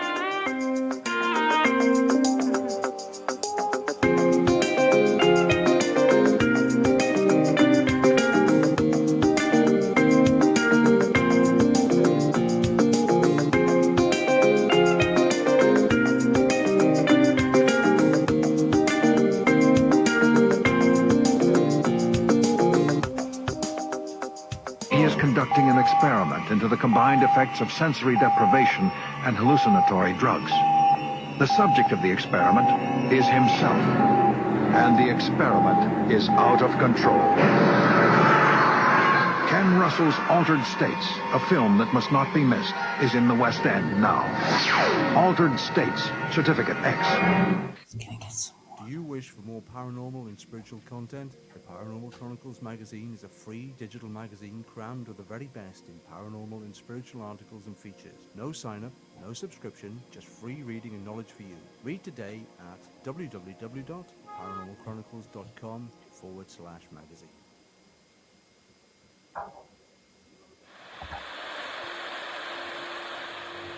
Join us every Wednesday night at midnight Eastern Standard Time for Weird Wednesday, the live stream, with your hosts Jamie, the Living Dead Girl, and Rob, the Phantom, where we'll talk about all things paranormal, including zodiac, astrology, tarot card and oracle card readings, live ghost boxing and spirit communication, where we'll do Voices from Beyond, the Cold Case Files. So we hope you join us live on Facebook and YouTube every Wednesday night at midnight Eastern Standard Time. We hope to see you there. Bye-bye.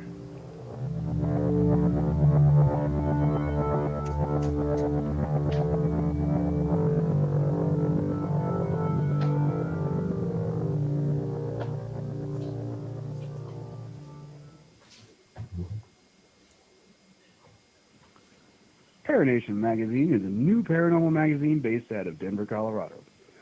Our goal isn't just to give you the best paranormal content out there, but to promote paranormal unity.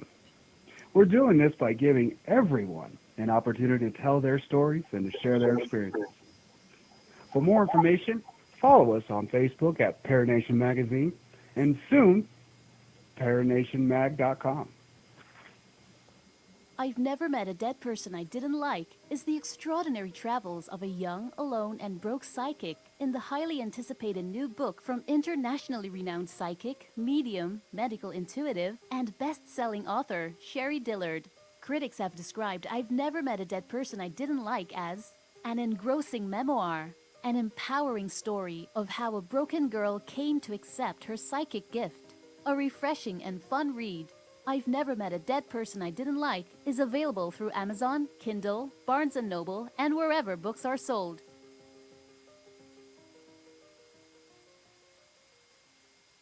Wrote Spirits of the Dead with a pen dipped in warm blood. You will see the ultimate in terror with this important all-star cast. Brigitte Bardot, Alain Delon, Jane Fonda, Terence Stamp, and Peter Fonda in Edgar Allan Poe's Spirits of the Dead. Only Poe's demented genius could bring to the screen such horror and evil. Spirits of the Dead stars Brigitte Bardot, Alain Delon, Jane Fonda, Terence Stamp, and Peter Fonda. Directed by three masters of the cinema, Federico Fellini, Louis Malle, and Roger Vadim. Spirits of the Dead is an adventure in terror beyond your wildest nightmares. Spirits of the Dead in color is rated R.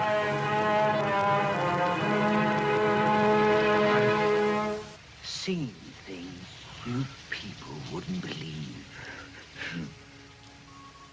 Attack ships on fire off the shoulder of Orion.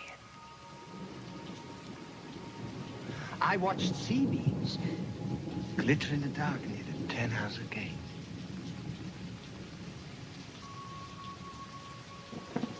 All those moments will be lost in time. Like tears in rain. Time to die.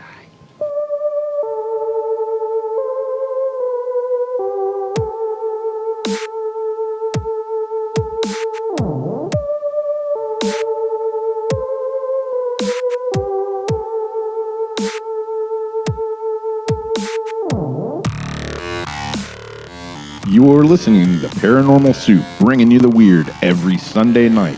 Call into the show and join the discussion. The call-in lines are 219-230-4444 or 260-225-9419 or by Skype caller ID OOJBland00 or JBland Paranormal Soup. And now to your host, Jason Bland. Tonight's guest is Susan Plunket, author of A Jungian Understanding of Transcendent Experiences. I think a lot of you guys have had some transcendent experiences. What's your earliest memory, too? I'd love to hear from you tonight. I'm going to open up the phone lines. Call in. Join this discussion tonight. I'm discussing. You hear me sharing my experiences like I always do, and I'm told I talk too much by people that comment. Yes, I do. I don't care. We're here to have a discussion. Join it. Call-in lines are open. Join the discussion. But let's go ahead and get back to our guest.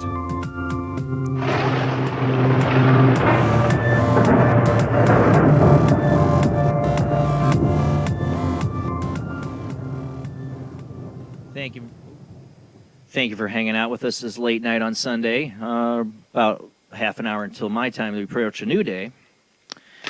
I'm glad you're still here with us.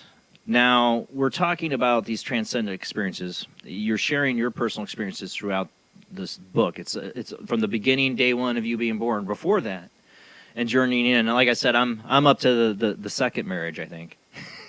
I love how you laugh at the, but I love it because it's everybody's life is this own story and journey. When you read a book, you jump into that character. And I explain this to my sons about reincarnation. We're just living that character story. When you read now they trying to get them to read a book and understand that's still a struggle because I'm trying to get them more into the fiction and nonfiction, but read the fiction and let their little minds get beyond some video game and imagine. When my 8-year-old son punched a kid in the face and he was grounded and he was like, I don't want to hear you're bored. Go read a book. Go live out some imaginary universe, my friend. Not a video game, That's the thing, we characters in a story. All these stories have meaning and different experiences and different perspectives. That's why I love your title. For you, why this is pretty deep personal stuff you're sharing about your life. What brought you to decide to write this book like this? Well, I never would have thought of writing this book because I was writing a science fiction trilogy. But Gavin Davies who you know, Awesome, Gavin. had an idea, and he's an awesome guy. And he said, I want to do a series of books on people's paranormal lives. And I want to get a bunch of authors, and each of you will write a book, your experiences of the paranormal. He's been trying to one get of me them. to do that for years.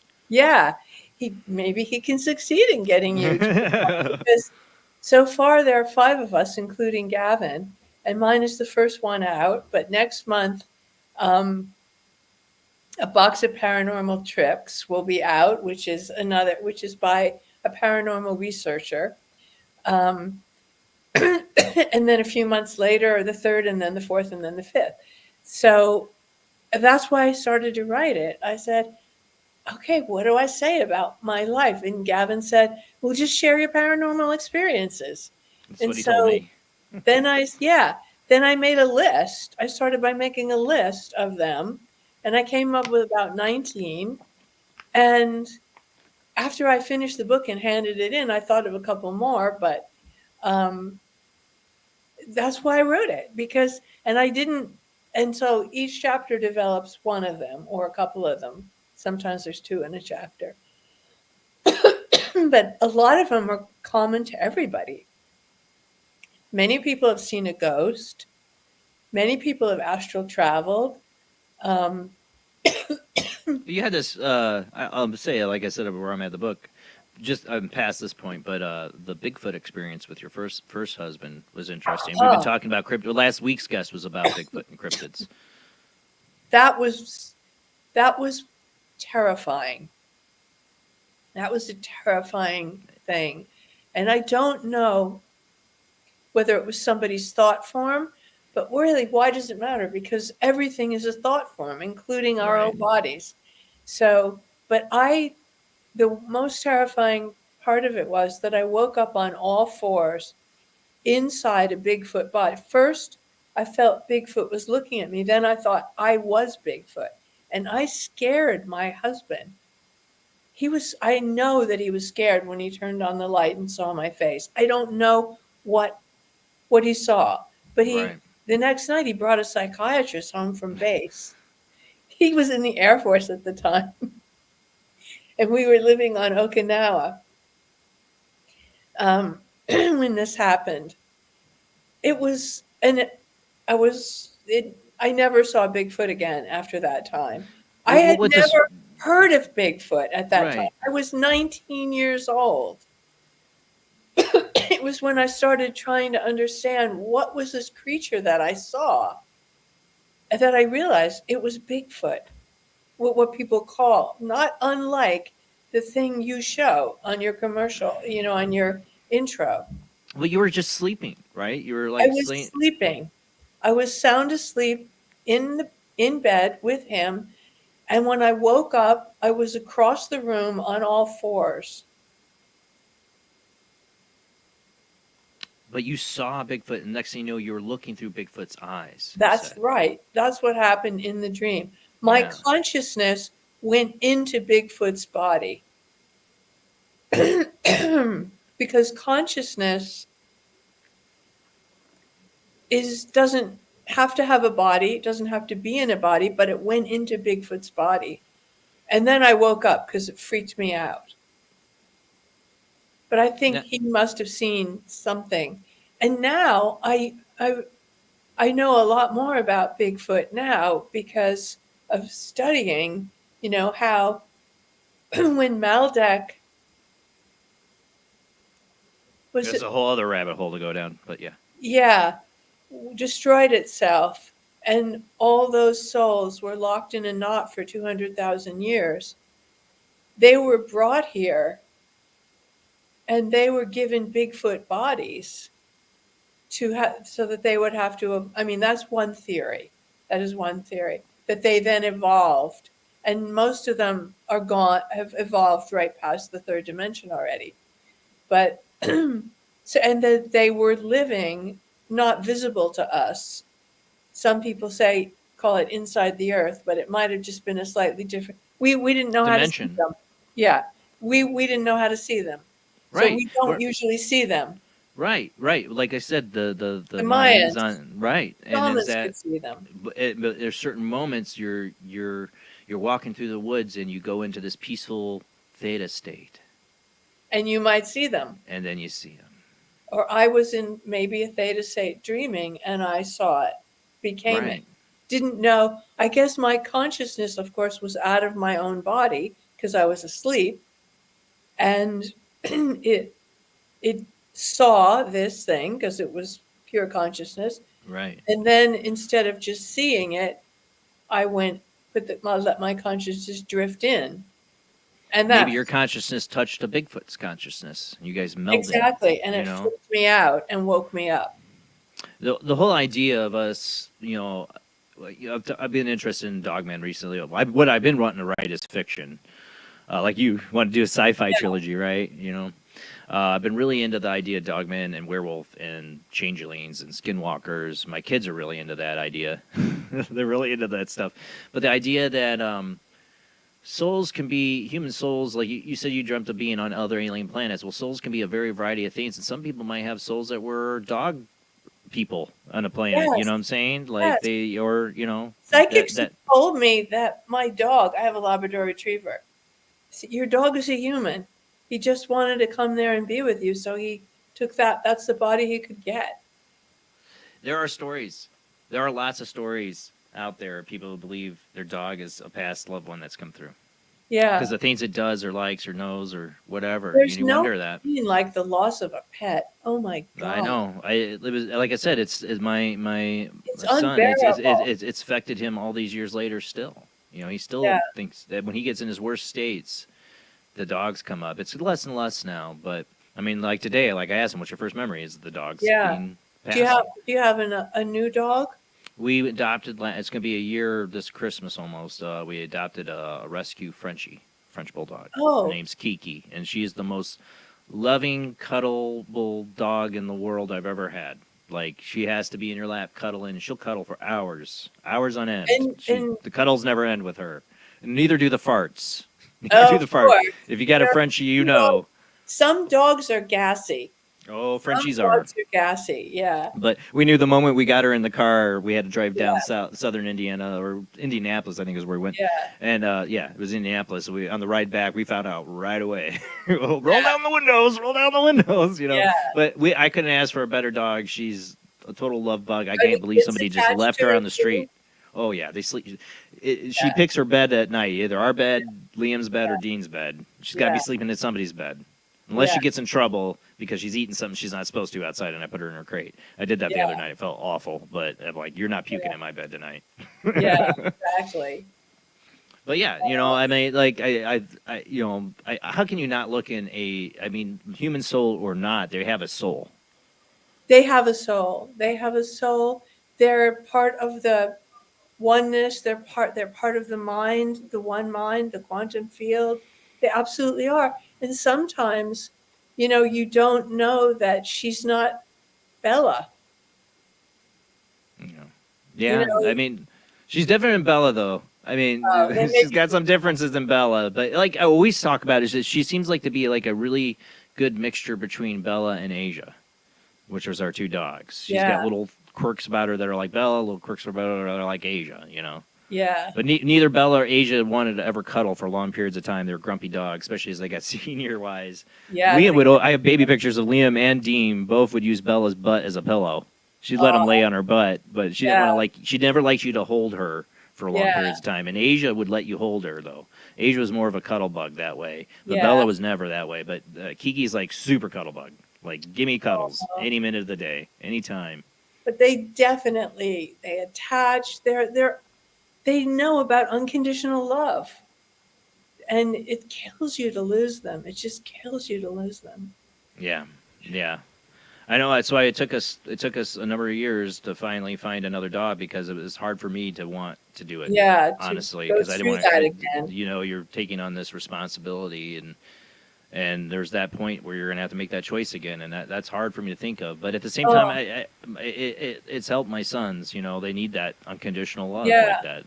They need that. And that cuddle little bug. life needs it. Yeah. Exactly. Yeah. I have all these rescues, and I love them so much.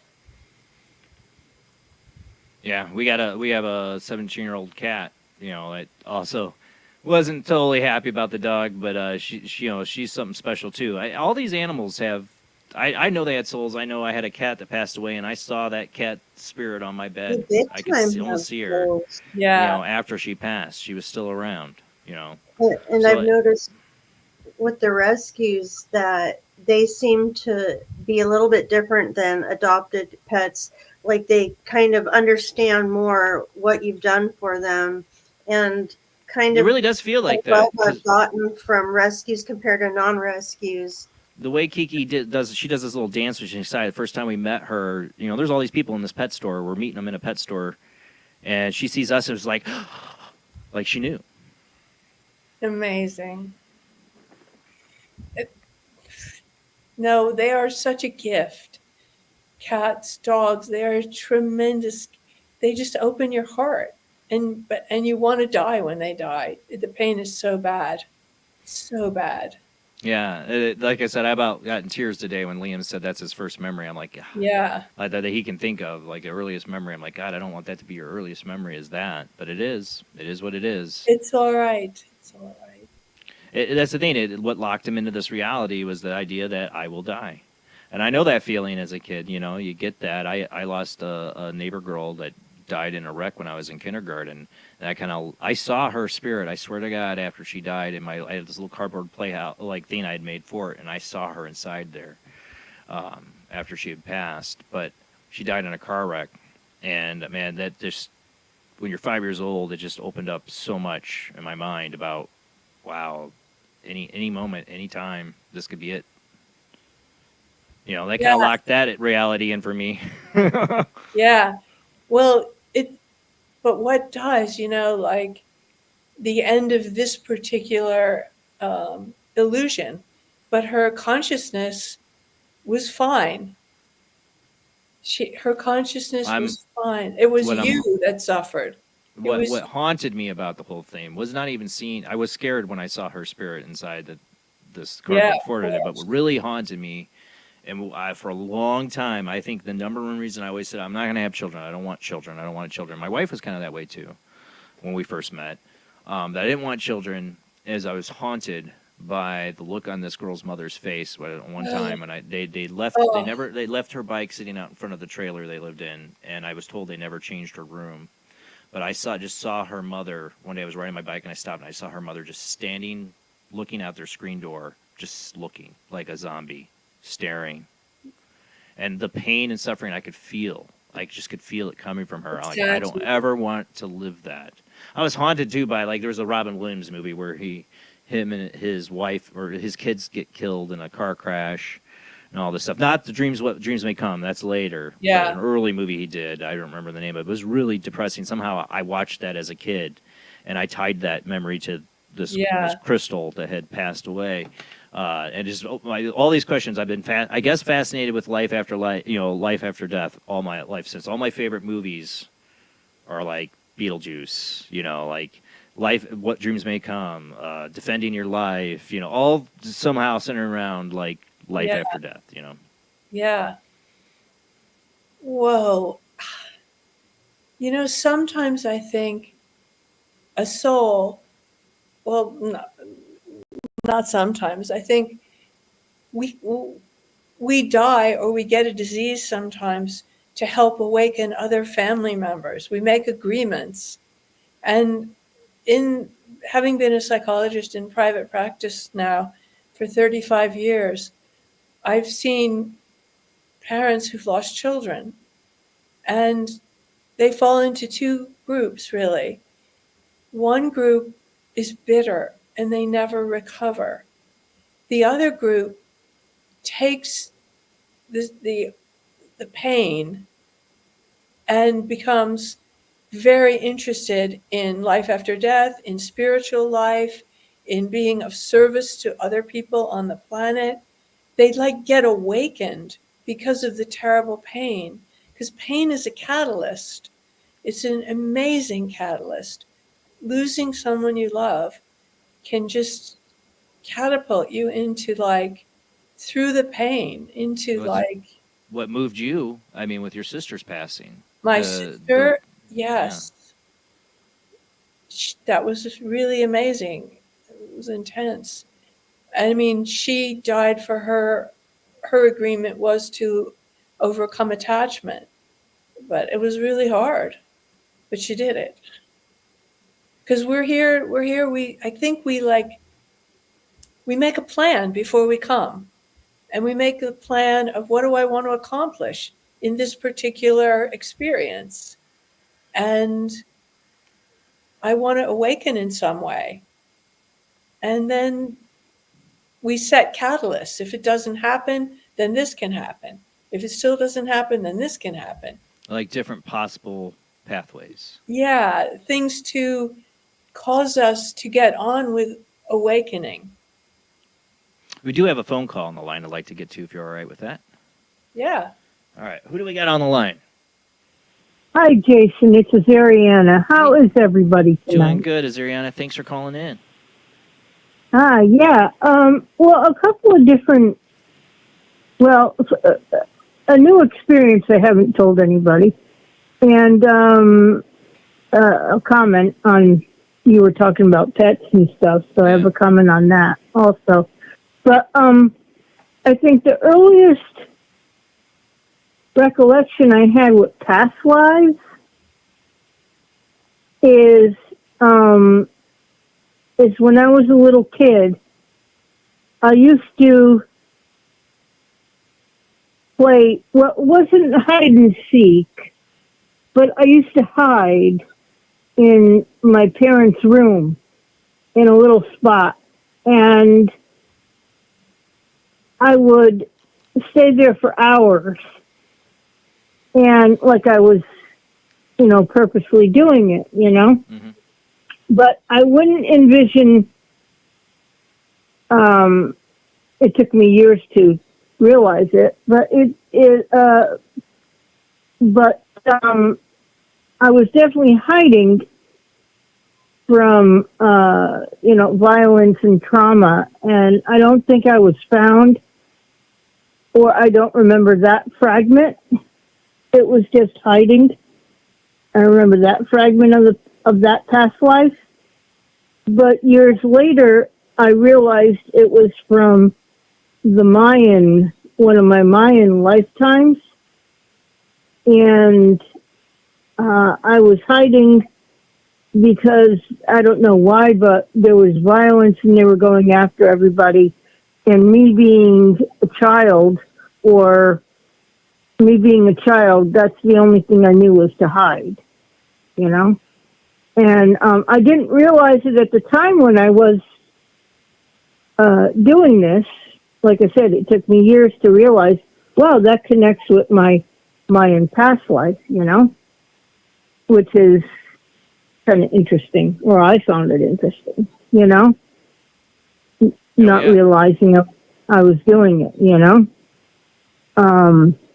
That's my experience. The other thing I was going to say is I had a cat, and you were talking about pets and how you see them sometimes as humans and, and stuff like that. Not as cats or dogs or whatever. But I had a cat, and I think I've said this before, but I had a cat, and she would shapeshift into an Egyptian, one of my Egyptian servants when I had another past life in Egypt. And she was just an ordinary cat, did ordinary things, but there came a time when I would see her and she would talk to me telepathically. And she would sometimes just look at me, and I would know that she was in human form, and I tried to figure it out until the day that I saw her shapeshift from a cat into this person that I automatically recognized from my Egyptian life. So I don't find it surprising that she followed me into this life, since we are all connected and we tend to find each other. So I just, I just find it awesome that happens, Oh, wow. Yeah. Amazing. And yeah, I have a lot of I have a lot of things that I've experienced over the years, but yeah, just a couple, Yeah, a number just of transcendent experiences, yes. Yes, definitely. And cats were sacred to the Egyptians. Oh, yeah. Yes, well, ironically, I was I was a high priestess in the temple for Basset or Bast. Wow. So, yeah, so she was one of my servants, and I never, after I saw her do that, I never called her by the name that we called her. I called her by that name. So it was kind of, it was kind of different from then on, So But, you let her know yeah. you recognized her. Oh yeah. Oh yeah. Oh yeah. Yep. And like I said, I think animals in general are sent to you either by I was going to say loved ones or other animals that you've lost, and they Yeah. come back as I agree. some, as another animal, Oh, no, I totally agree. So yeah, so that's my participation. I don't know. Story of her shape shifting. I love that. Now, you covered a lot of the topics we're talking about here, so yeah, that's awesome. Yeah. Well, thank you, and everyone have a blessed night and good week. Okay. Thank you, Azariana. It reminds me, I did Okay. just see a recent video of somebody was going around. Of course, if I do open lines next Sunday, we'll talk about this, or we'll do it on the Halloween show about AI. Anything now is suspect. But and CGI and all that. But even now, you don't even need to be a CGI guy. You just have to have the right AI program to make the video for you. But here's a video of somebody, you see this dog on a security camera going by, and then it shapeshifts into a person that walks away. Just like in Harry Potter, where Professor McGonagall is a cat and she's shapeshifted into a cat, and then she jumps up and it's her at the very beginning of the first Harry Potter thing. It makes you wonder. I mean, there's a great Supernatural episode. I love, but our oldest son's name is Dean. It's to tell you how we're Supernatural fans. Where one of these shapeshifters is always a dog. He can be a person, but he likes to just be a dog and be somebody's pet. They took a comedic edge to it, but it makes you wonder. I Could think your pet be a shapeshifter? we shapeshift and we don't even know it. I had an experience with this that I didn't know that I had shapeshifted, but I was in graduate school at the time, and I had a boyfriend who I was crazy about. We were living together in Greenwich Village, and I noticed him, like, we had made love, and I noticed him looking at me, at my face, like really staring, but I was so tired and I just put it out of my mind. And then he was a musician, and I came home from school the next night, and it was 1980, so it was a while ago, and he had a little handheld tape recorder, which he would often, if he wrote a song, he would often sing it and just tape a rough thing of it before he went to the studio. And it was called The Girl with the Golden Eyes. And I said, "What's that?" He said, well, when we make love, you don't look like you anymore. You change. And I said, what are you talking about? He said, I have brown eyes. Probably, I don't know if you can see that here. Yeah. And he said, your eyes become light gold and your neck seems to elongate. And I was a little freaked out by this, even for me. Yeah. So I went to see the psychic that I often saw.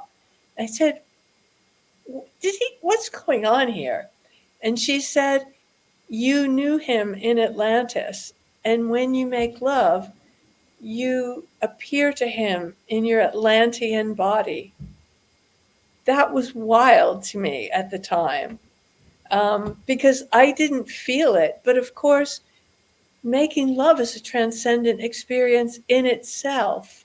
And it's particularly if you really love the person, you're kind of you're in your body, but it's a kind of oneness. You're sort of sailing in the universe.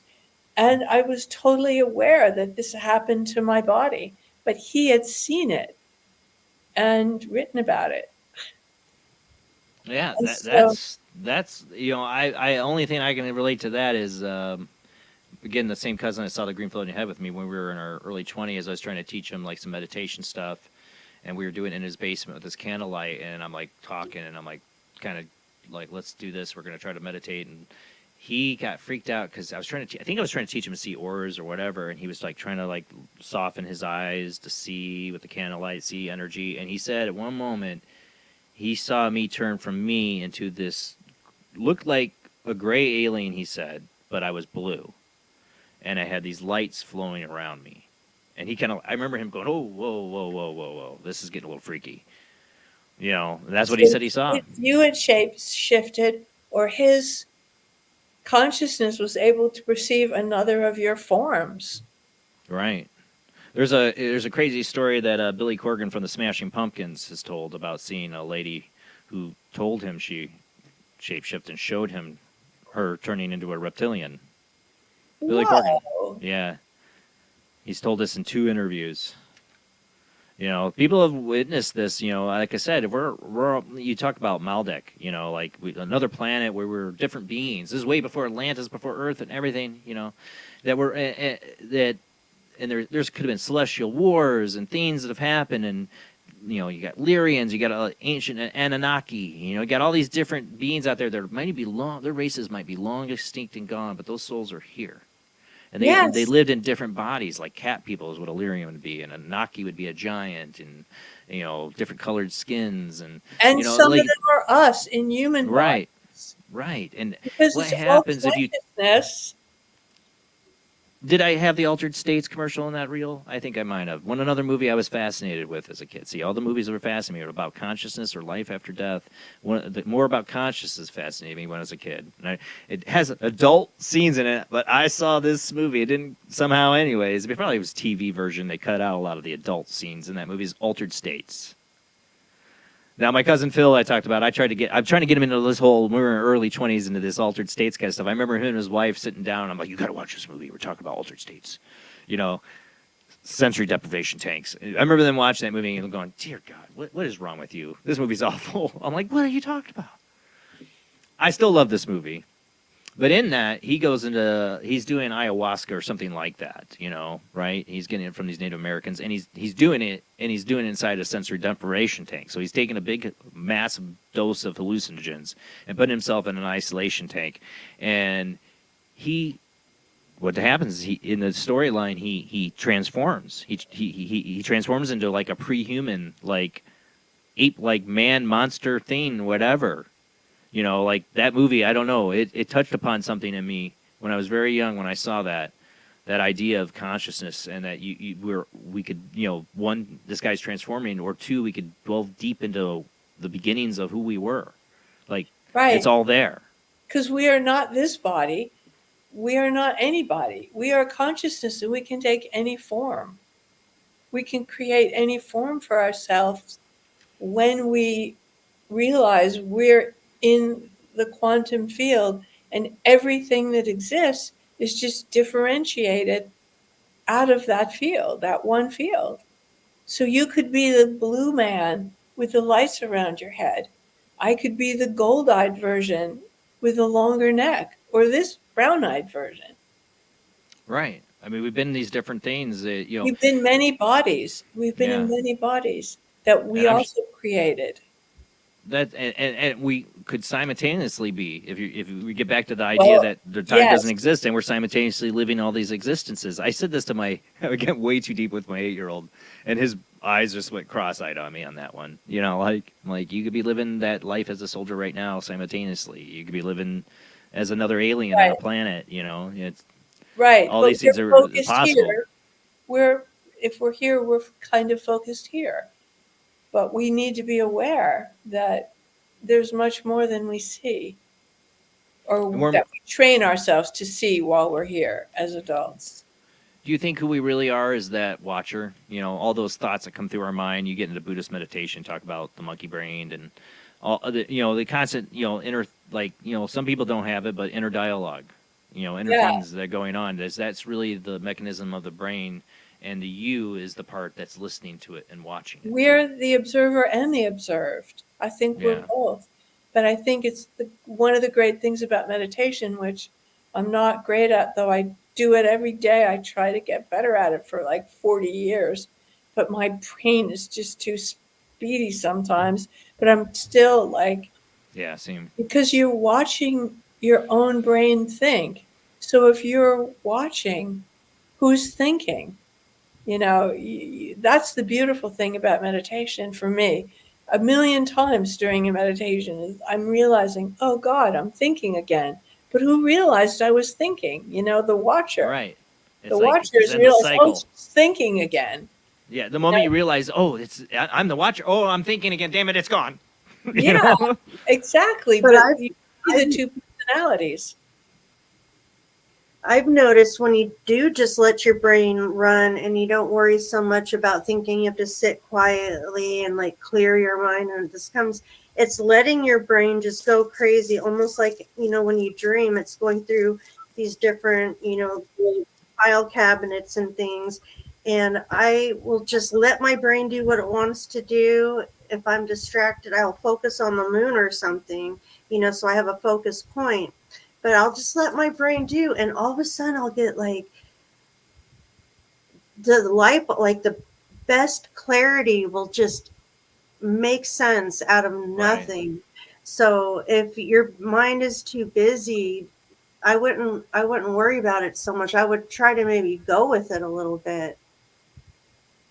And watch where it goes. Yeah. I do that. I'll do that for a good half hour, because one of my meditation teachers in the 90s said, meditation doesn't even begin till the first hour. So I will let it just run around for a half an hour, but then I'll try to focus on a mantra, but it's always drifting off, thinking some other thoughts, and going crazy places. Yeah, I can't on different thoughts that are in the cosmic thing floating around. I hear you. Practicing, as you're right. I do let it run for a while. Sometimes I get to that point where I'll do 20, 30-minute meditations on my breaks at work. I'll get an hour break and I'll go out to my car where it's quiet and sit there, and I'm like, I'm not going to nap. I'm going to try to meditate, and I won't nap. I'll get in this zone sometimes where I just start letting all those thoughts I recognize them, but I let them go. I recognize them, let them go. It's kind of my mantra. I recognize the thought and let it pass until they start to quiet down. Maybe they don't, maybe they do.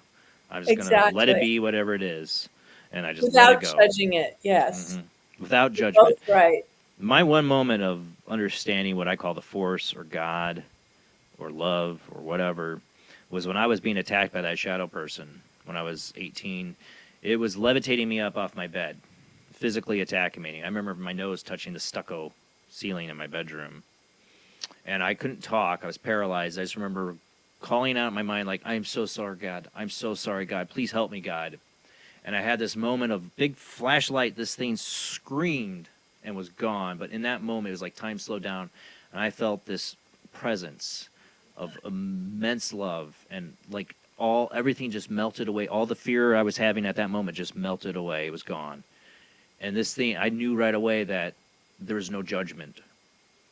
All the wrongs that this thing was attacking me with, that I felt that I'd done up to the point. I mean, I'm only 18 years old, but I felt I'd done horrible things and was a horrible person or whatever. And insecure, all those things that built up that point, it melted all that away because there's no judgment. There's no judgment. Exactly. And What I a just love it. I'm always here, and I'm not moment. alone. I'm not alone. This thing made me. This thing had got me down, make me feel like I was alone. You know, this thing, this presence that came in is that you're never alone, and there's no hatred, there's no judgment on the shadow being, whatever that was. You know, and at that moment too, I saw an older man with suspenders and glasses and that walk through that light. I'm on the floor because I'd bounced off the bed and I'm on the floor. Walk from where that source of light, which came from my window.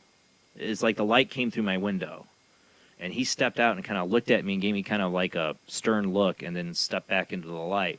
Like, because I went searching for this thing. I brought this demon shadow thing upon myself, in a sense, me and two other people. But it was like kind of like a warning. But at that moment, too, I was a realization. It took a lot of the depression and anxiety this thing had put upon me for months away. Because I had this realization, I have God. I have this presence. Yes.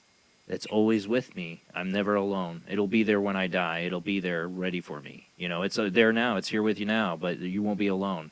And it's a comforting thought, because that's the things that haunted me up to that point, is like the girl, my neighbor girl, Crystal. I would have visions or dreams of her death.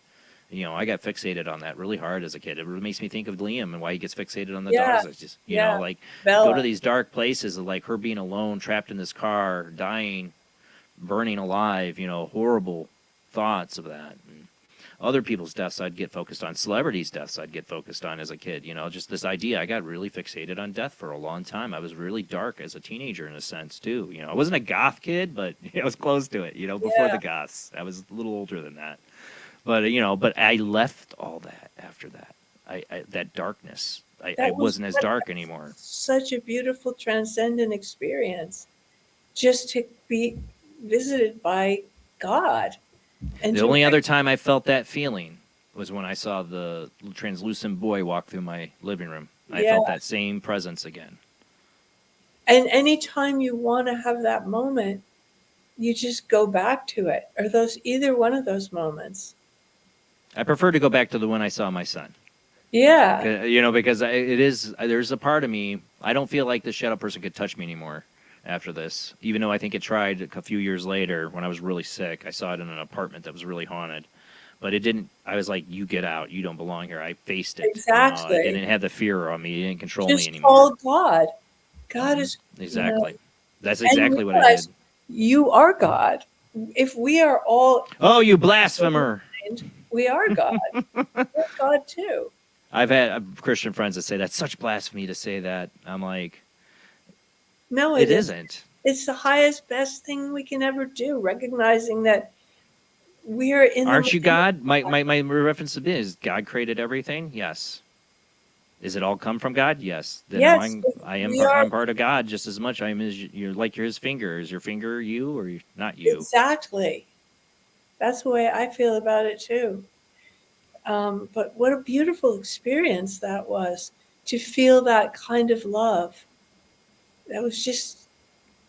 I feel very fortunate, because I know other people that faced darkness like this and beings and entities like this that didn't come out so well, you know. And they say people that go into the mysticism, the occult, at some point you will face your shadow person in a sense. You'll face some kind of darkness or test or something. People that go into the mysticism, you know, or go into the secret... secret, what do you want to call it, like magic, you know, like the Knights Templar or stuff like that, you know, the secret orders and that they make you face this, you know, that you face this inner shadow or this kind of a point. And I could get that after my experience. That's a very young concept. Jamie? I face mine all the time. It's like a practice. Because it's a part of me, and I learn how to live with it and work with it, and, you know, it's all a part of me. That's what Carl Jung says, that we all have a shadow. And our job is to integrate it, is to integrate, to see, because we don't see our shadow in general, but to actually own it and integrate it, and it makes us more whole. Is that when he did the yin and yang example? Well, he was always about bringing opposites together. Like, it's not good to, like, for example, seal your anger off and become Mr. Hyde and Dr. Jekyll and Mr. Hyde, because then it just gets too big. You have to own it and say, yeah, that's my anger, that's my fear, and sort of integrate the shadow. And because dark and light are all part of the divine. Once I said to a teacher, a disincarnate teacher I had, Manka, how I was afraid of certain darknesses and how I wanted to defeat the dark. And he said, that's not the task. The task is to find the light in the dark, like Jason did. Like, in his most fearful moment, he called on God. I humbled myself before And- God. and I there am was- an idiot, God. Yeah. I screwed up. Forgive me. There was a very humbling moment because I was a cocky teenager, thought I knew everything, right? As most teenagers do. And that I was humbled. I was brought to my knees,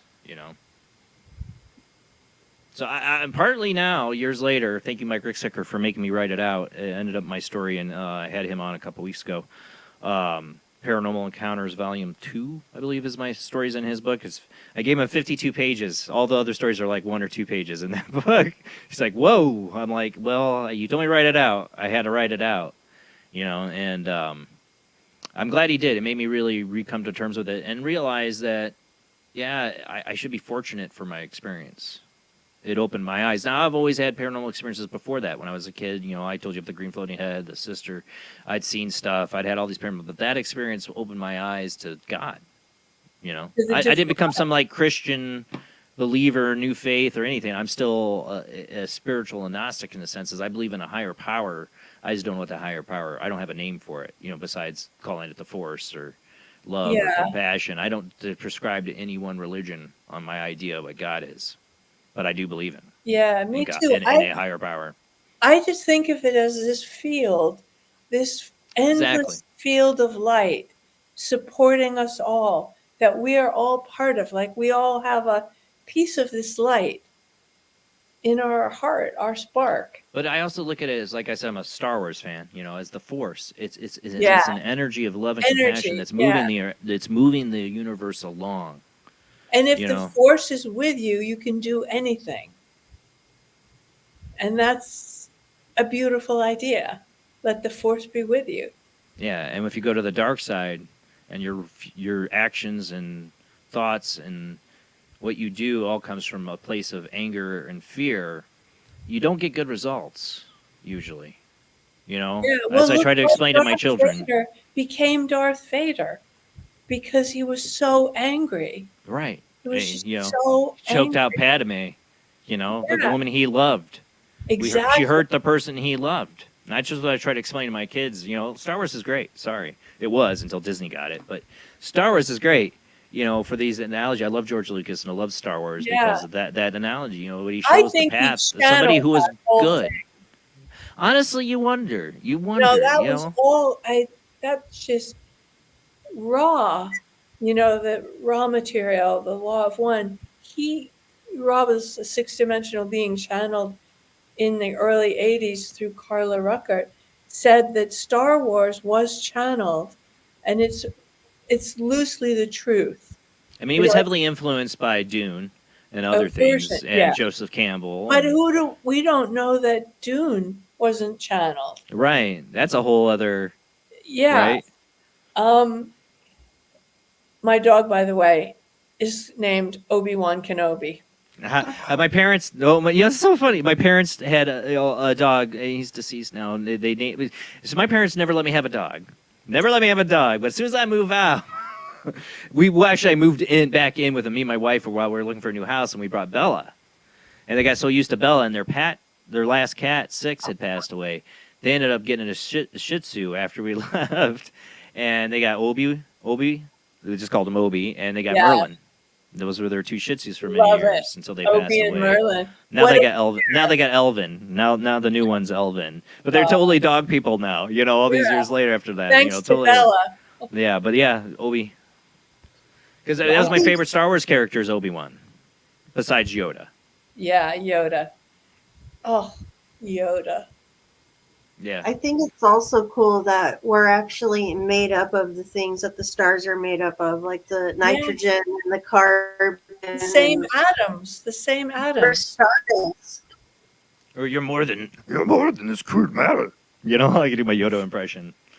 But you know, those concepts. I'm sorry, we geeked out on Star Wars, but were great. I mean, to me, that was my church. What I learned spiritually, I learned from Star Wars. You know, blasphemer. You know, well, you know what? They tried to get me in youth camps and Christian church, and none of that really made sense to me. Now, many years later, I got into the Bible, and I'm totally on board with the New Testament and Jesus Christ. I think Jesus definitely knew what he was talking about. You know, I'm totally on board with that. You know, I think there's something very spiritual in the New Testament, not the Old Testament. I think that's ancient alien stuff, but the New Testament and the messages in there. It's not even the voice of God, that Old Testament, because it's judgmental. But I feel it. But I feel the voice of God in Jesus in the New Testament. Yeah, I think Jesus was a man who knew he woke up in this dimension, and he knew that he was an embodiment of the divine. But he said, we all can do what he did. He was a man as we are people, but he knew that he could channel the power of God, or whatever he called it, God, but we might call it the force. But he was a man you watched struggle. And I Yes. had this recent conversation because we were talking about our love for William Dafoe. He should have been the Joker. But I was talking about my love for the actor William Dafoe. And you know what my favorite William Dafoe movie? I was telling this to one of the 20-year-olds at work who's really gotten to William Dafoe. I said, you know my favorite William Dafoe movie? And most people don't even know or don't want to say it's their favorite is Last Testament of Christ. Last Temptation of Christ, sorry. Last Temptation of Christ by Martin Scorsese. It was very much hated when that movie came out. You know, the church didn't want that movie to come out because what is it? Martin Scorsese wanted to show the struggle Jesus Christ had as a man between temptation. Right. Because that, you know, the devil in the Bible tempts Jesus, Right. you know, and he rebukes him, right? Well, this is that moment of temptation. That's what that movie's about. You know, his struggle. Like, well, he's God. He doesn't struggle. He's perfect. Like, no, this is a struggle. This is a spiritual journey he's going through right now. I love the movie. I have it on DVD. You know what I'm saying? Like, that's one of those movies in my collection that I have. It influenced me as a kid. It got me, as a teenager, actually. I saw that one as a teenager. Got me wanting to read the New Testament and get more back into, you know, learning about Jesus as much as the church didn't want me to see it. I love the story I love about Jesus is when he says, this was in another book about Jesus, not from the Bible, because I never did read the Bible, but because I'm not religious either, but someone asked him about how he walked on water. And he said, because I know that I am one with God, but we can call it the force or whatever, before I even asked, just when it was in my mind, I thought that I have the power. I have all the power of God. And the water became as rock under my feet and I walked on it. Just because when you believe, you have the power. You create reality with what your beliefs are. You're Neo breaking the Matrix. Yeah. What does Neo do in the Matrix? He sees all the coding and all that. He wakes up and now, you know, he's just like stops all the bullets. You know what I'm saying? At some point, do you think? I think the Matrix is kind of true. In a sense. I don't think we're batteries for some robots in the future and this is all fake No, reality. that part. I don't. No. Not but that part. The simulation part. In a sense, yeah. I mean, what are we doing this? I mean, that's the question. This life between life. Is this just all a game? Because I'll say this. We're going to go to commercial break. Another story. I know you guys have heard my stories a billion times, but my grandfather on my dad's side, I wasn't very close to because my dad took off when I was young. I was told after 2 years of not speaking from dementia or Alzheimer's, he spoke the day he died. My aunt had rolled him out to this window to see. He always looked out at, when she'd visit him, she'd roll him out to look out this window for a couple hours. He never spoke. But he suddenly spoke, and he laughed. She heard him laugh. She turned, and he said, "Life's a joke." And it was only a couple hours later he passed away. And that's stuck with me. Now, my aunt was pretty crazy, and people say, "Oh, she probably is." I don't think she would have made it up. She's deceased now, too. But it always makes me wonder that he went, he had a lot of tough struggles in his life. He was recovering, he was an alcoholic, he recovered, got clean, and, first wife died of an overdose, my grandmother, and his sons and him had a horrible relationship. My dad took off because he owed him money, he had a lot of struggles in his life, I'm sure, a lot of regrets. Probably one of the regrets I think he had that I communicated to after he passed away, I had a little kind of vision quest thing, and I think I saw him, and that was the telepathic thing. He came to me after his passing during this meditative state I had that, he regretted we didn't have a closer relationship, But that whole comment, life's a joke, and a laugh, after everything, just made me wonder. We're going to go to commercial break. I'll leave your guys' thoughts on that. We'll talk more. We only got a half an hour left. But if you want to join this conversation, I'd love to hear from you tonight. We got a lot of half hour left. What's your transcendent experience? What's your earliest memory? These are the things we're talking about, guys. Consciousness. We got to share notes when we come back.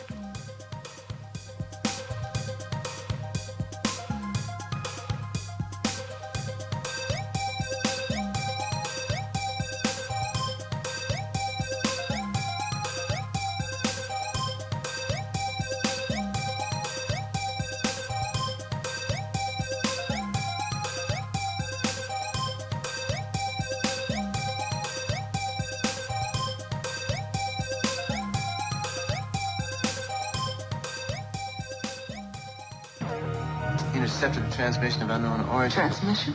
Out here? SOS. Human. Unknown. Alien. Certificate X. Exclusive engagement at the Odeon Leicester Square. Now.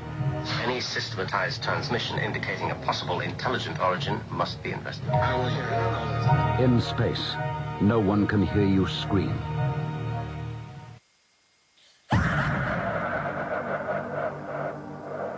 If you are interested in discovering the truth about the paranormal and want to hear from leading researchers in the field, join Justin Brown on his 3 weekly shows named My Paranormal Soapbox, Necromancer Live Show, and the Supernatural Symposium, live on Facebook, YouTube, and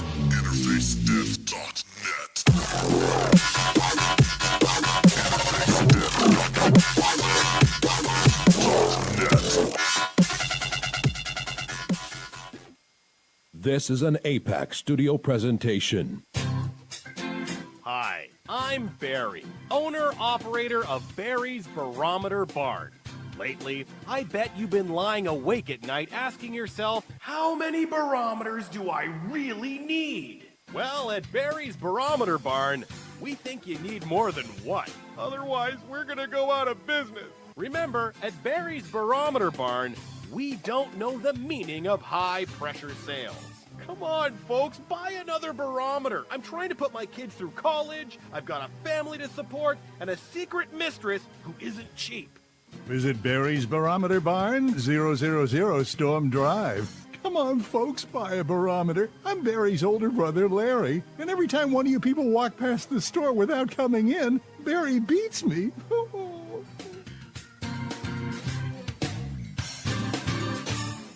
This has been a presentation from Tim Morgan's APAC Studio. For more almost professional amateur comic studio content, visit the APAC YouTube channel. Search APAC 2002. That's APAC 2002 on YouTube. When Alex Gardner is asleep, he has an extraordinary gift. The government wants it, the scientists want it. But to keep it may cost him his life. It might be better if Alex didn't sleep at all. But he cannot resist entering the dreamscape. Can you? See Dreamscape in the West End and all over London now. Certificate 15. It takes an extraordinary adventurer to enter the Dreamscape. Are you intrigued by Paranormal Talk Radio? You'll love the new Paranormal Radio app from Talkstream Live. You'll find a great selection of talk shows covering UFOs, ghosts, strange phenomena, and much more. Download the Paranormal Radio app now and start listening to the very best in paranormal talk entertainment, including the network you're listening to right now, the Paranormal Radio app, free in Google Play and the iOS App Store. Join us every Wednesday night at midnight Eastern Standard Time for Weird Wednesday, the live stream, with your hosts Jamie, the Living Dead Girl, and Rob, the Phantom, where we'll talk about all things paranormal, including zodiac, astrology, tarot card and oracle card readings, live ghost boxing and spirit communication, where we'll do Voices from Beyond, the Cold Case Files. So we hope you join us live on Facebook and YouTube every Wednesday night at midnight Eastern Standard Time. We hope to see you there. Bye-bye.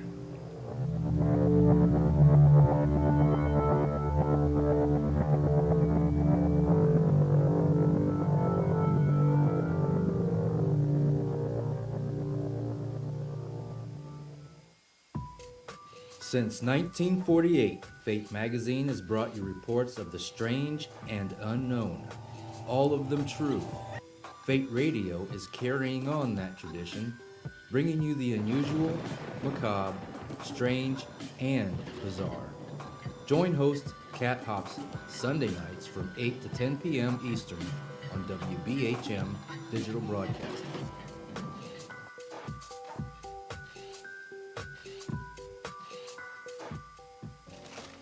Heat 'em up.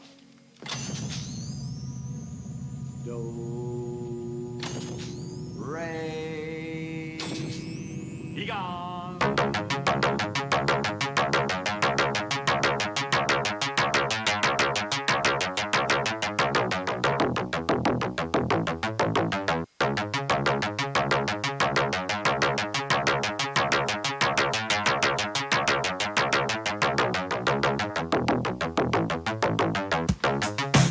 You are listening to Paranormal Soup, bringing you the weird every Sunday night.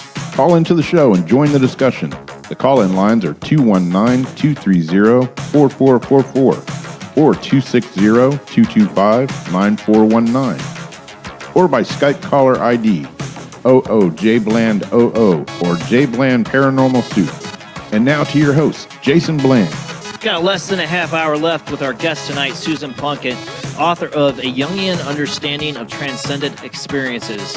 Thank you, Ziriana, for calling earlier about your transcendent experiences. I know more of you had. Don't be shy. Call in. We got a little bit of time left. I'd love to hear from you. I am totally enjoying her book, too. I have to say, you should pick up this book, A Jungian Understanding of Transcendent Experiences. I guarantee you'll be hooked from the first chapter. If you have any kind of curiosity about consciousness, why we choose this life, or how that whole process works out, she has a beautiful take on it. She also, we can get into tonight a little bit before we lose time, she has exercises after each of these experiences that can help you maybe, have that transcendent experience if you haven't. I saw somebody comment earlier to show they've never had a paranormal experience. I bet if you think hard enough, you just didn't recognize one. I think people do, they don't recognize them. You can have your own transcendent experience if you haven't. Keep listening to the show, I bet you will. But the phone lines are now open. Call in, join the discussion tonight with our guest, Susan Plunket. We only got a little time left, so let's go ahead and get back to the guest.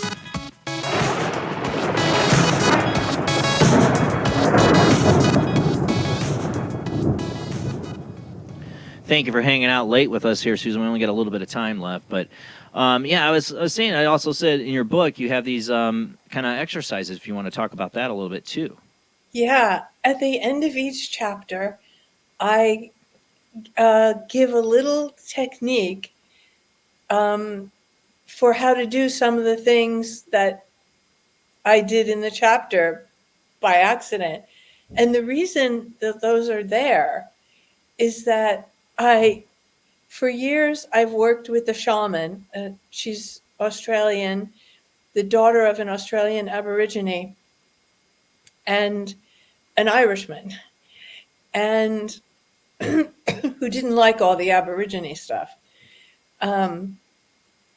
He liked to drink and Well, that's us Irish. My great Yeah. great grandfather is a Kelly that hey, came over here and my married a last Cherokee name's woman. Plunket. So, Right. Anyway, she channeled a group called the Arcs, and they told me that I'm supposed to be, this is years ago, you're supposed to be writing, you came to Earth, you're a scribe, you should be writing, and what to write. And then a few years later, they said, you're going to write a book and you're going to have exercises in it for people. And so I thought, no, I'm not. That's not the kind of stuff I write. And then lo and behold, Gavin asked for the, 5 authors to write their paranormal experiences. You included, but you haven't written all of yours yet, except for the one. And I found myself, not that he said to do this, and I don't think any of the other 4 are doing this. I found myself putting these little exercises at the end. And I think it's awesome. I realized, hey, that's what they told me I was going to do. Here I'm doing it. And I thought at the time, no, I'm not doing that. I'm not doing that. I was wondering if there's a good one, a short one to read. Yeah, I would love that. I'll put my glasses on and it's all right. I might not need them, but which one to read? I'll just take a moment to try to choose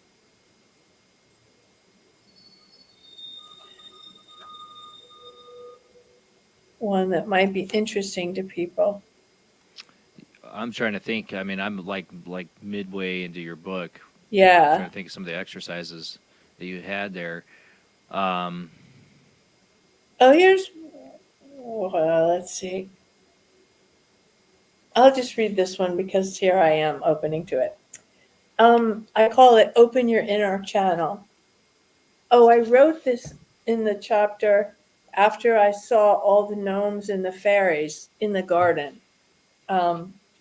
which was a mind-blowing experience. I was so happy. Okay, open your inner channel. Lie down or sit comfortably. Breathe softly through your nose. Anybody listening once can do this. Let your breath lead you like a gentle hand into your own heart.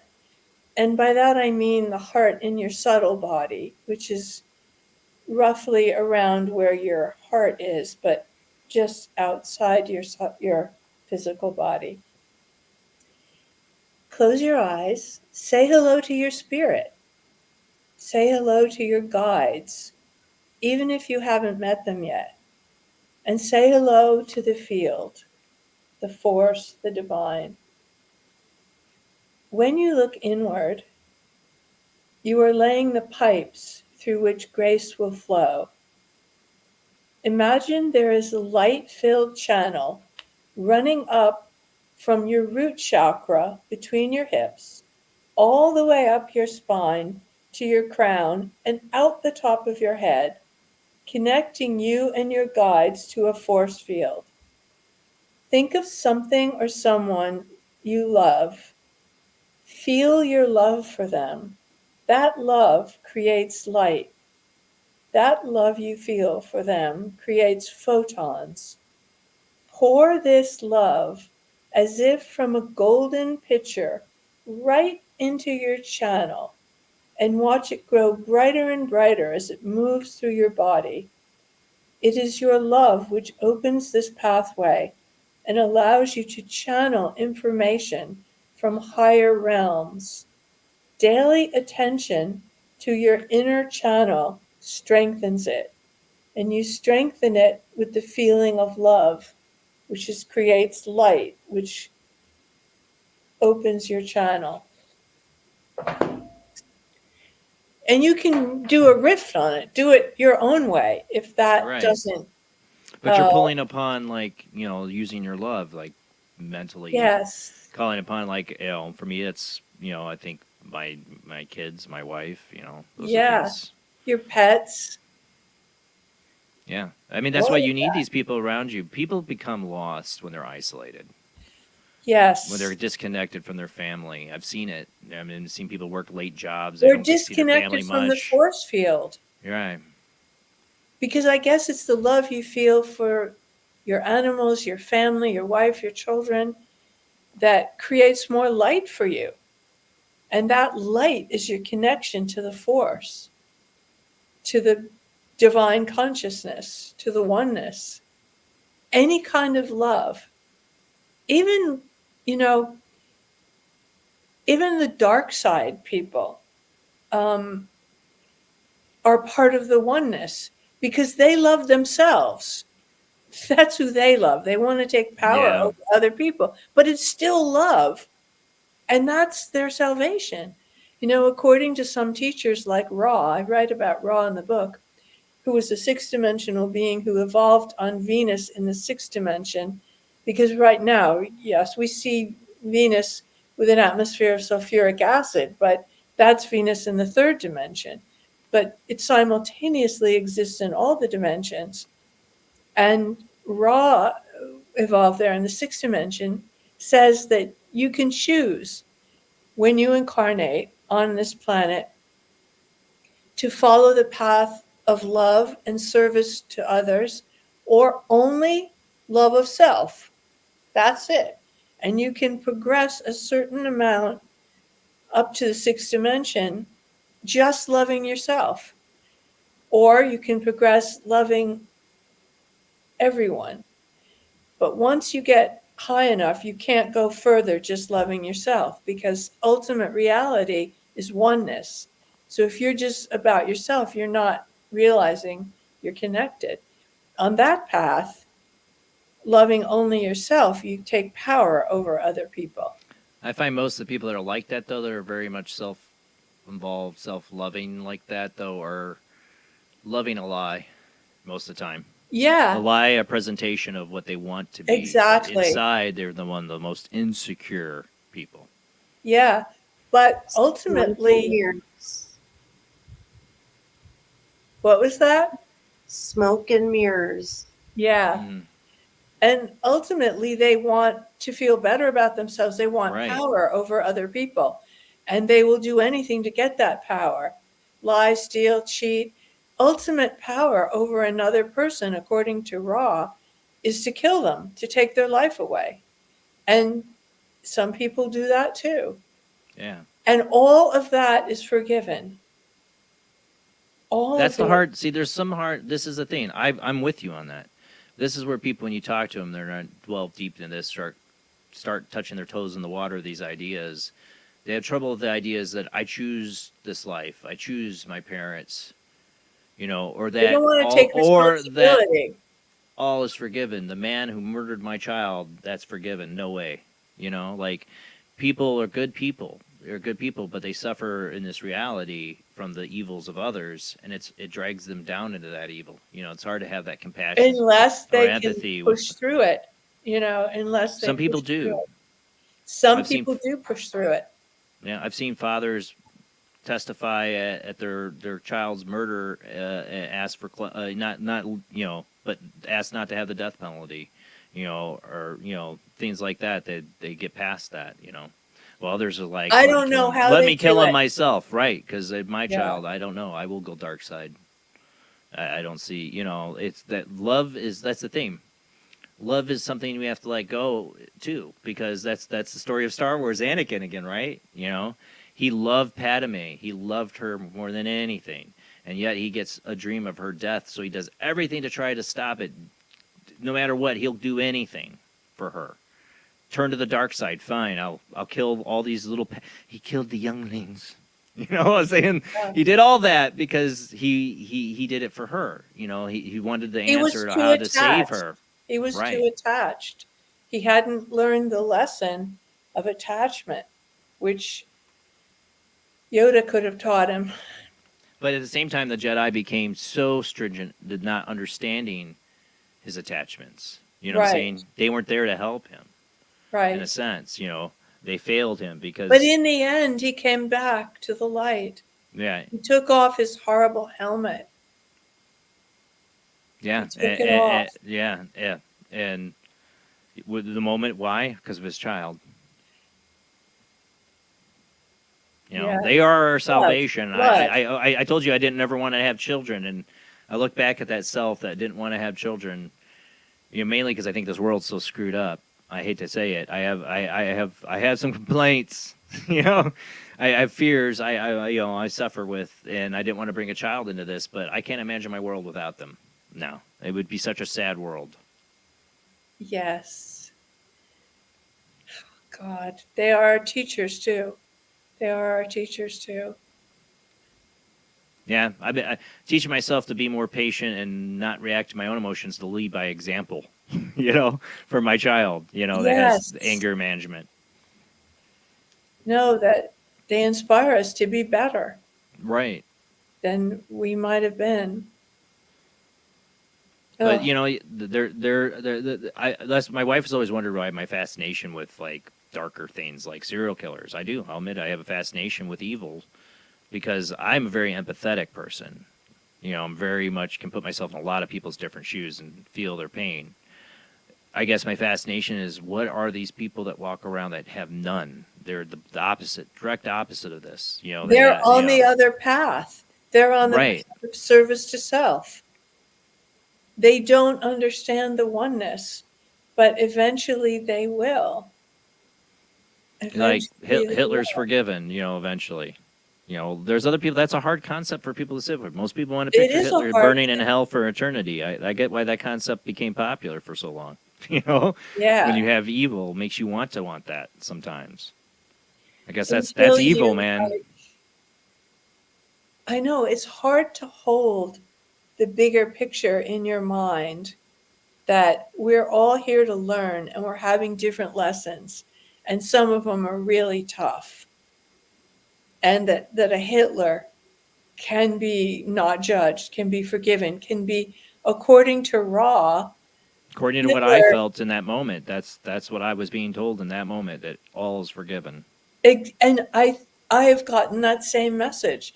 And it comes through other teachers like Ra, like Seth.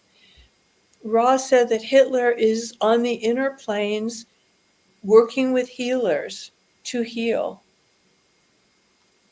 from all that he did. So he's not being punished in some burning hell, even though one could conceive that he might deserve that. But he was a sick dude. He was a really sick guy. Yeah, and there's a lot of sickness and a lot of stuff. I mean, I like have this hope for humanity. I see lights at the end of the tunnel like you and others, but then you look and you see the sociopaths running this world into the ground, and it's like where does this age of enlightenment come? Where do these people, these monsters, go back into the shadows, and we start getting a better society and more openness and people generally loving each and respecting each other, which we don't have a lot of in these last several years. And that's what drives me nuts. I mean, I watch people identify themselves with political ideologies and dehumanize others that disagree with them on both sides in this world lately. And it's so sad. It's so sad because I don't think we were meant to be here to do that. You know, I think it's against God's purpose to to dehumanize somebody just because they disagree with you. They come from a different part. I watched a video from these hurricanes recently where a girl was like happy because all the racists were dying in Tennessee. Because all the who was dying? Because she assumed everybody in Tennessee in the South is racist. And good, we got more of those racists. That's what was her comment. That's the stuff people put out there, man. Oh put out my that kind of God. energy. That's where we come in a world where people wish. Thing to say. Yeah, women and children, people who died, innocents, and don't care. It doesn't matter who they are. Why would you have that kind of? But that's the stuff. That's the nastiness you see now from people. That we get divided like this, and we forget our purpose here. Right. I Which is to always wake up. And I always remind myself that out of all the bad stuff we see, there's a lot of really good stuff too that are just being censored out right now. And so I still want to think that You're the like I good said, if you get on your internet and your media, they want that's what I'm seeing. I'm being bombarded by negative. Mhm. Yeah, I see good too. I see people helping other people, during these times of tragedy. I've seen a lot of that, especially in Asheville, the community stepping up and taking over and helping, stuff like that. People rescuing animals, that you need rescue, Yes. stuff like that. I love those. I love those heartwarming Like I videos. have to keep that faith or it just eats me up inside that there's still more good people than bad. Yeah, I have to try to keep that faith or I'll lose my mind. But this Mhm. world makes it Exactly. hard. This world lately makes it hard when you see people that easily divided over over people that give no crap about you at all. They are those people on that other path that only self-love them in themselves. They don't care about you. I wonder if it gets to a point where it's so extreme that it just goes Breaks. away, implodes. Right. You're just like, what foolishness. Because we're all the same. We're all like, we're all here for the same reason. And we get caught up in it as if it matters Right. what your politics are. What only matters is like love. That's the most powerful Yeah. thing. And all the rest, and everyone can love on the left and And on the right. not just politics, other people in other countries. Yeah. Like I see, let's go to war with Iran. Yeah, America. Like Oh, stuff like that. Like how nobody should be for any war at any time. I And I can agree. guarantee if I got in the history of it, and if you know the history of any of the wars we've been involved in, maybe except for maybe World War II, and even then I can talk out some stuff, but pretty much, they're all manipulative people making a bunch of money off of it, Yeah. and we didn't need to have a war. It was all manipulated to get us here, and here we are. We're still doing it, and why anybody just feels that going over to another. I always loved. I met Muhammad Ali. When I was Wow. yeah, and I loved him because of his stance during Vietnam when he says, what the Viet Cong ever do to me when he was trying to be drafted or the war? What the Viet Cong ever do to me? Why I got to go over and kill a bunch of Viet Cong? What did they do to me? You know what I'm saying? Like that was he stood up, at a time when people are calling him draft dodger and traitor and all this stuff. And if he would have gone, he would have came back and then been called a bunch of bad names for going, like it was such a Exactly. bad time. But he stood up and said that because it's like, seriously, Viet Cong, doesn't matter. China, Iran, they're all humans. We're all We're all human. humans. We're all floating on the same rock, Yeah. and if we can't start finding ways to find compromises and get along with each other, there won't be us anymore. We have the weapons now to destroy us beyond nuclear weapons. I was Yeah. we're talking about weather modification lately, and I said, just look up HARP. We could destroy the whole ionosphere. We're heating the ionosphere, and not just us. China's doing it. Russia's doing it. We have some sociopaths up there that are on that selfish path Yeah. that don't care what happens, obviously. Yeah. And that's what concerns me. We need more people like you. We need more people out there. We need to hold the balance until everybody wakes up that we're all in the same force field and we're all differentiated out of the one mind.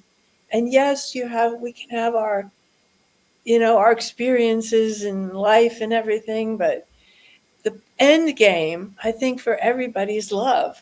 That's the end game. And we all could do that. We all could do that because, like you said, it felt so good when you called on God or the field, whatever you call it, and it showed up for you. And it was just pure love with no judgment. Yeah. And whenever you have a feeling, or any of us have a feeling like that, we can just keep remembering it and it brings it back because a feeling like that is outside of time. That transcendent feeling is not in time. So you can be in that feeling again just by really thinking it. just remembering it and thinking it, and you can feel all that love again. And then you don't want to, you want everybody to feel it. You want everybody to have that beautiful feeling. And that's why we come here, We come here to wake up. We come here to wake up and realize how powerful we are and how connected we are. Well, what draws you into a story, a fictional story? I love Stephen King. He described he described in his book on writing that every story is like a fossil. It's already there. You have to dig it. You have to, with a very light brush. You can't use a hammer, right? I love that analogy he made. But also, I mean, we're all in that idea. We're here to play out these stories, these lives. We're all characters. I lost my point on it because I got stuck on the fossil. There's another analogy you made. I'm trying to remember that really fits kind of like life in a sense when it comes to right. Like I said, the fossil you have to uncover is your story. That's who we are. I just always thought that was a beautiful analogy. And there's another one you made, and now I lost it because it's late. But I think that is just right what you said. We have to uncover who we truly are, and who we truly are is divine. Who we truly are is the force. We are pure consciousness. And, it's just all the rest of it is temporary. This body, this personality, this name. Writing a story, this one say is that he quotes another author that always said this, is kill your darlings. To draw somebody in, what do you have? You have a character who dies in it, or some connection, or some love. Something that's emotionally attached somebody into the story to get them invested. A realism. Well, that's what life is. We do have death. We do have suffering. It's a way to invest us in the story, to invest us in the idea that I could lose this person. I love them. The loss, the idea, this fiction of it. Well, you got to write a book for Gavin's series. It sounds like you've had quite a few transcendent experiences. A number. I might be more to come, but it's surprising when you sit down how easy it is to write them down. They just come flying. I've written two. I wrote the one story, and I wrote one for Gavin for his magazine that he had, and it was about the green. Oh yeah, the Paranormal Chronicles. Yeah, I wrote my green floating head story. I think it was his first issue. I had that in there. I wrote that out for him. Because of how that changed my perception at a very young age. How things are not what they are telling me that they're. Yeah, that's why I love. You hear the Ghostbuster lines. Why I love Ghostbusters when I was a kid, because I saw Slimer, this green floating ghost, right? I saw his green floating head. I'm like, see, they know it. I was obsessed with Ghostbusters, because of that. You have been obsessed, I think, with the paranormal your whole life. Pretty much. Yeah. I mean, I've been anything you were weird. Somehow, you kept some understanding that what we see isn't everything that there is. Right. Even though you got past the age of 7 and your brain waves went normal, it wasn't data all the time anymore, but you still managed to keep a foot Well, it's like the cousin who saw that green floating head with me. We were 13 when I brought that back up to him. We were like 13 or 14. I remember him getting white as a sheet because he thought it was a dream. He wrote it off as a dream while I held on to it as never forgot it. Knew it was something we saw together, So it just shows how people can do this. Some people hold on to it and they know they never let go. That's something that happened, while others it's just a dream. Right, to protect themselves, to keep in this reality. Yeah. Wow. Yeah. Well, I love having you on, Susan. We'll definitely have to do it again. Thank you so much for having me. Highly recommend this book, guys. You got to check out A Jungian Understanding of Transcendent Experiences. I guarantee you'll be hooked in within the first few pages. You'll be hooked in. Thank you so much. Good night. Keep having your transcendent experiences. Yes. Have transcendent experiences and then call into the show and tell me about them. Yes. Because that's what we got to discuss here. We're learning every night where the paranormal happens live. 10 p.m. Central, 11 p.m. Eastern, 8 p.m. Pacific time. Don't forget to check out YouTube, Facebook, Twitch. We're on there. You can subscribe, follow. Thank you to our patrons, 12 out there, $1 a month, $2 a month does help pay the bills. You also can donate on Super Chat, YouTube, PayPal is my email, oojbland00@yahoo.com. That's not my show email. Show email is paranormalsoupjbland@gmail.com. If you want to email me there. Tell me if you got a guest idea, give me their contacts, or tell me your weird paranormal experience. Maybe we'll share it on the show. Don't know if we'll have a show next week. I'm still trying to figure that one out. Don't have a guest. Maybe, because then the following Sunday is the 27th. Will be our Halloween show. We're definitely going to have Katrina Cooper. I need to talk to Josh Turner, see if we can get him on. But definitely Katrina Cooper, Halloween show, 10/27. Join us then. Weird Happens Live. We'll take your calls, ghost stories, best of the ghost evidence of 2024. Not next Sunday, but the following. All right, guys. Have a great night. Hopefully next Sunday or the following Halloween show, we'll see you. See you then. Bye, everyone.